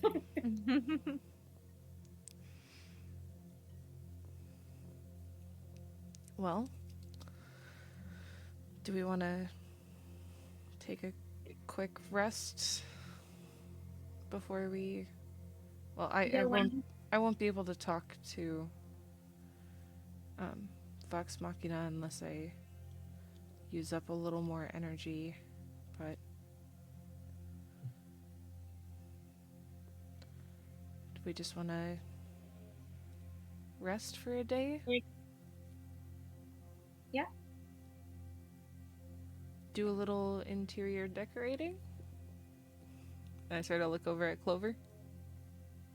My place looks great. I'm just gonna lay in bed and write for a little bit. I'm gonna check out the majority of the house on the second floor at the very least. Okay. As you begin to make your way back towards your house, your home, stepping closer, stabling Tater Trot and I'm assuming Talon in the stables that you've had erected as well. Yeah. You see a small halfling woman kind of making her way through the garden in the morning, gathering up some bits of vegetables and before turning inside, not noticing you all on approach. Hello? Hello?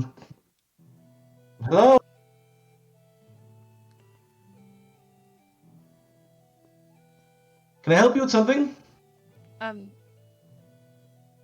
Just curious who you are?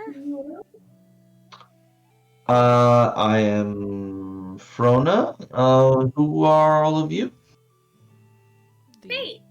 House! Oh, you're the Fists of Fate. Aster's sister? Yeah. That's you. Oh, okay.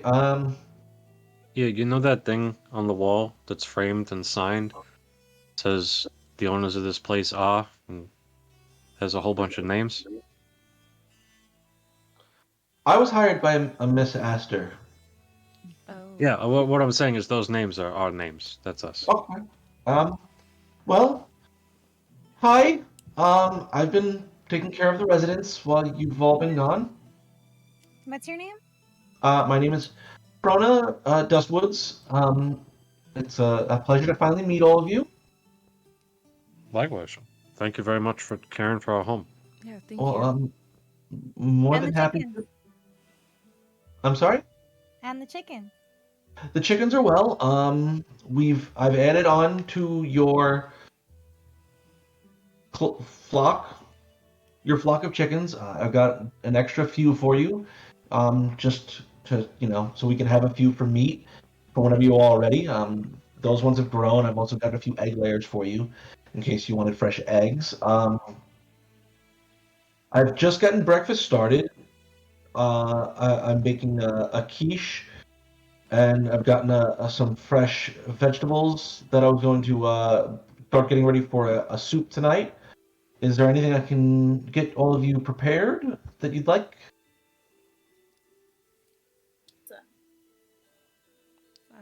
Um, Well, if you don't mind, I'll help you in the kitchen. Oh, I've already gotten breakfast prepared, actually. So feel free to go dig in. Did you?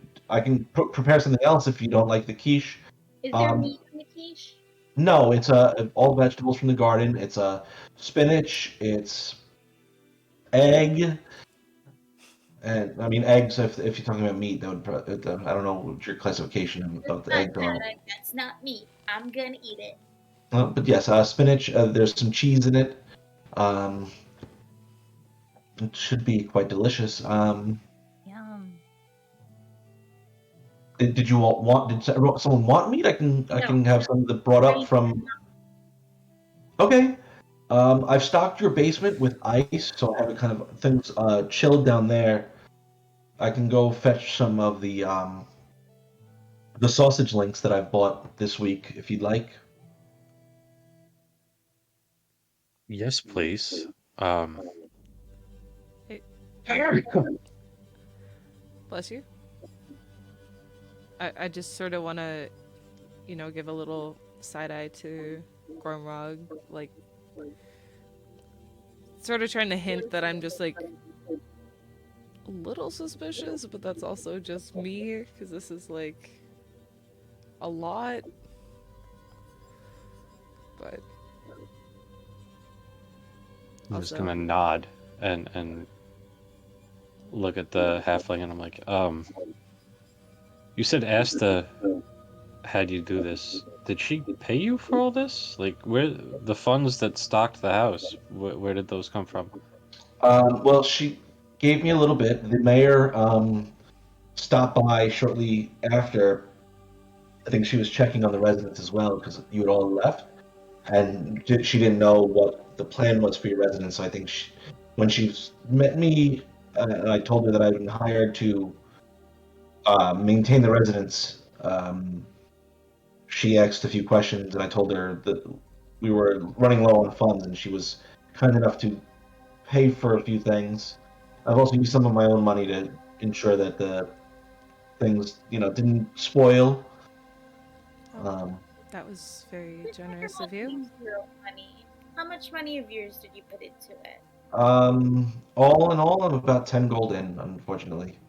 Okay, well, here's that back. I'm gonna give her 10 gold to cover that because I pay my people, Thank you so much. Pay your Can- people. Can I do an insight check?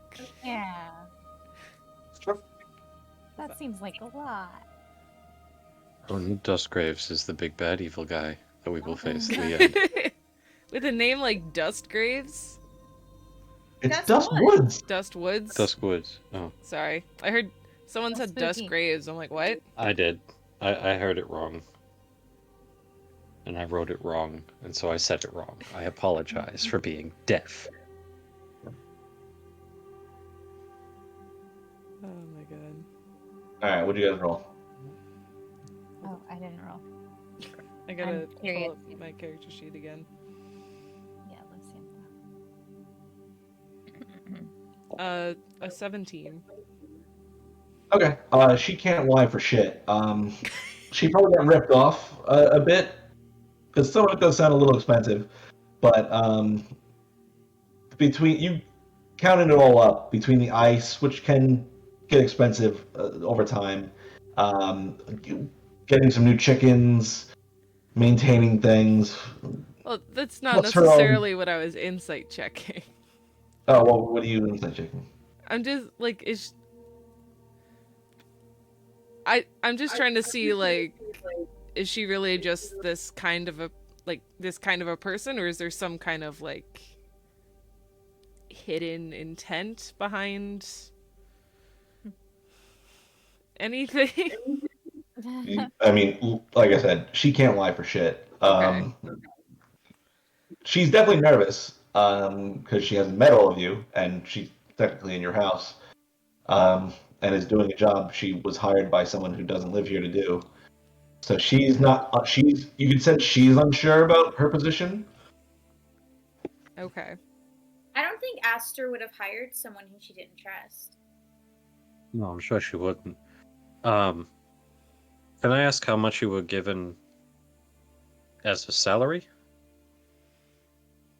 Well, she told me 1 copper per day. To me. So she paid me 2 silver up front, plus she gave me 2 gold to get through with buying supplies for the house. And give you a raise. You're gonna get 3 copper each day. Oh, thank you so much. I'm gonna put some money down as not pay for you, but pay to be used for the house. Okay. I don't want you dipping into this for you, but this is so that you don't dip into your own expenses for the house. And I'm gonna pull out 50 gold and I'm gonna say this is that. Very well. Is there anything particular you'd like me to purchase for the home? Not off the top of my head, but so that we don't run into this again where you are spending your own money for someone else without knowledge of when they're coming back, I'd rather have this set aside so that you could say this is what this is for. Okay. Well, first off, thank you so much for that. Secondly, I didn't actually get all of your names. I know generally the names for the people here. I just don't know who's who. Clover, okay. Finnick. Fennec, Tristan. I guess that I'm would make you Whisper. Whisper, dear. Yeah. And you, Gormrog. It's me. Okay. Let me go get your sausages, Miss Whisper. And she bolts off and runs downstairs before quickly coming back up with a few links of sausage, Well, which she promptly gets the stove going and throws her cast iron pan on and gets her sausage quickly cooking. yeah, what? I was gonna Yeah, sure. suggest we all go inside.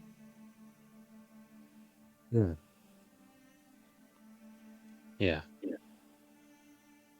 As you all kind of enter inside, and she's starting to get cooking the quiche. She has divided up now into different slices for all of you to dig in for. Plates are quickly set out on the table, and within a few minutes, your sausage is served as well, Whisper. Um, that being said, is there any particular foods you'd like me to have always stocked? Things, drinks, beverages, things you'd like me to ensure that is always constantly here? I I love mean, squash and apple pie.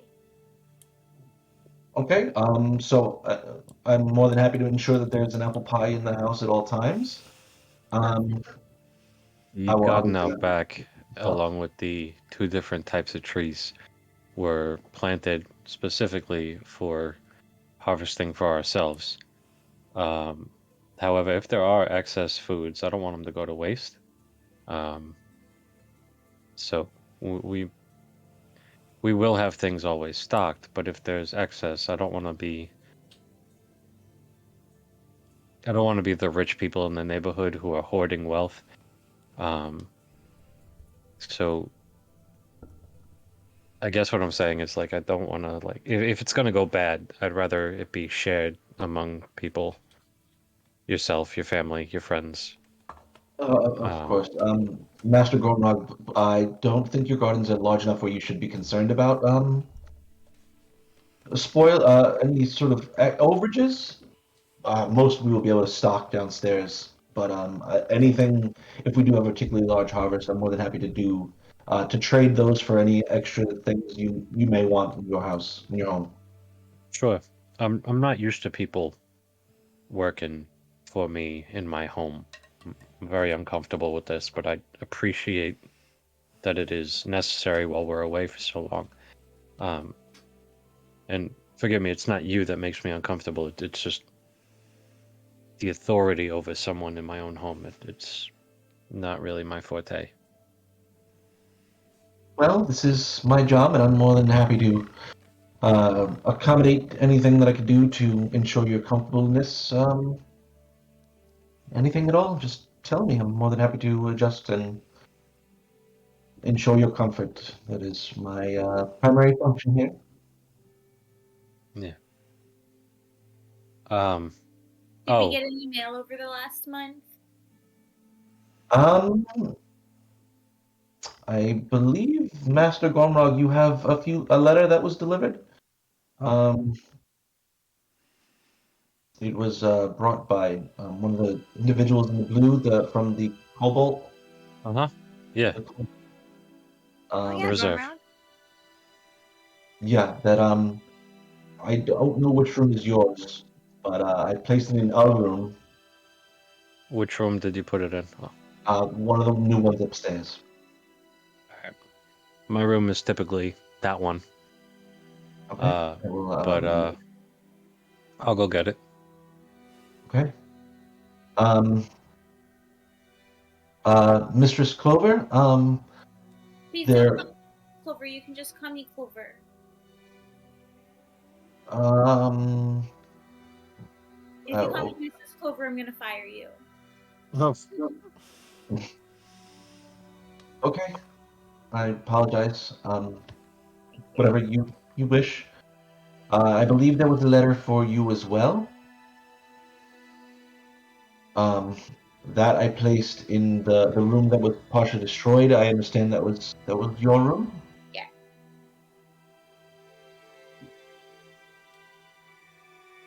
I think that's all the mail we've received, though. Yeah.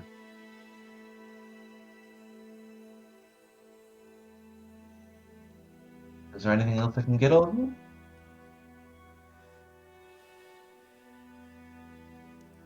The strict open pantry policy, and that means that if you're working and during your shift, you can eat whatever snacks you want. Okay. Well, That's make all. sure to keep that in mind. And I need some ink and a piece of parchment. Very well. You see, she quickly runs off before returning with these requested supplies.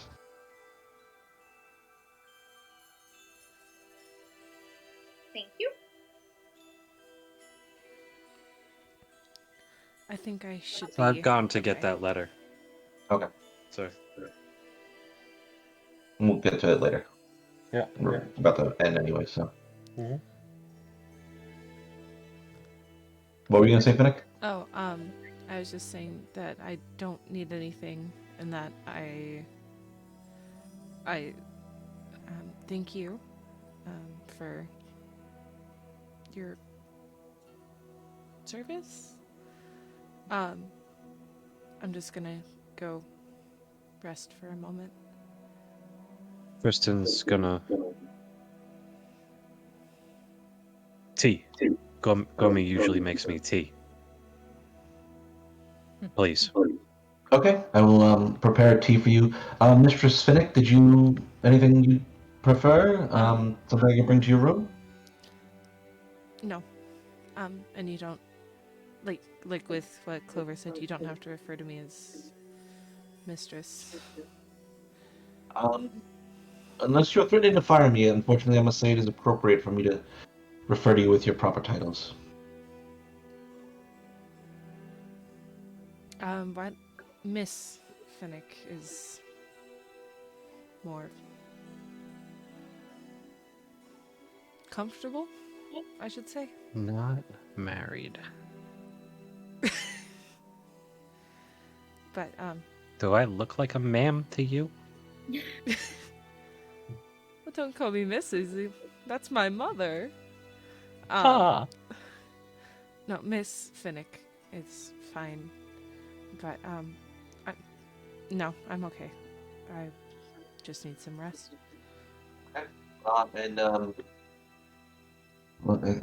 Master Tristan, I think, is already made his way to his room. Mistress Whisper, is there anything I can get for you? Yeah. Another more sausage, and could we do something other than mistress? Could it be like commander? You'd prefer Commander Whisper? Yeah. For now, that one works, and I might change my mind. Very well. Let me go get some more sausage, and I'll get that all prepared, and you the tea for Master Gormug as well. Okay. And she goes ahead and scurries off and begins to continue on her duties for the day. As you all make your way to your various rooms. Clover is going to use that ink and parchment to scribble something down, and then she's going to go into her room to check out that letter. And on her way, she's going to smack this big sign on her door that says "No boys allowed." And then she goes into her room and she locks the door. I think as the fists all begin to settle back into their residence in Western that's where we're gonna call for tonight. Okay. Alrighty. All right. Long planning episode. A lot of discussions, but things are moving forward now. You guys have a plan finally of what steps you're going to take. That being said, there is no spell shots tomorrow. There's no QAPD this week. I'm So- getting my teeth taken out. Yes, you are getting your teeth taken out. Good luck with that. Keep me in your thoughts. As I Call me hate the immediately dentist. after so I can see every goofy moment. No. Is there a Forging Fates Goodberry next this week. Goodberry this month? Goodberry is at What? the second week of the month. We already had it. Oh, we did. Okay, I don't know. Time's a weird suit. We're at the end of the month, buddy. It Oh. was the first Just about. episode of a two-parter. Goodberry. Okay. So Forging Fates, we are back next week. Yes. All right. That all being said, I think that's where we're going to end it. Stick around for the raid. We're going to jump off, go to our ending screen, and see who we're going to raid. So stick by for that. See you next week. Love you, geeks. Bye, guys.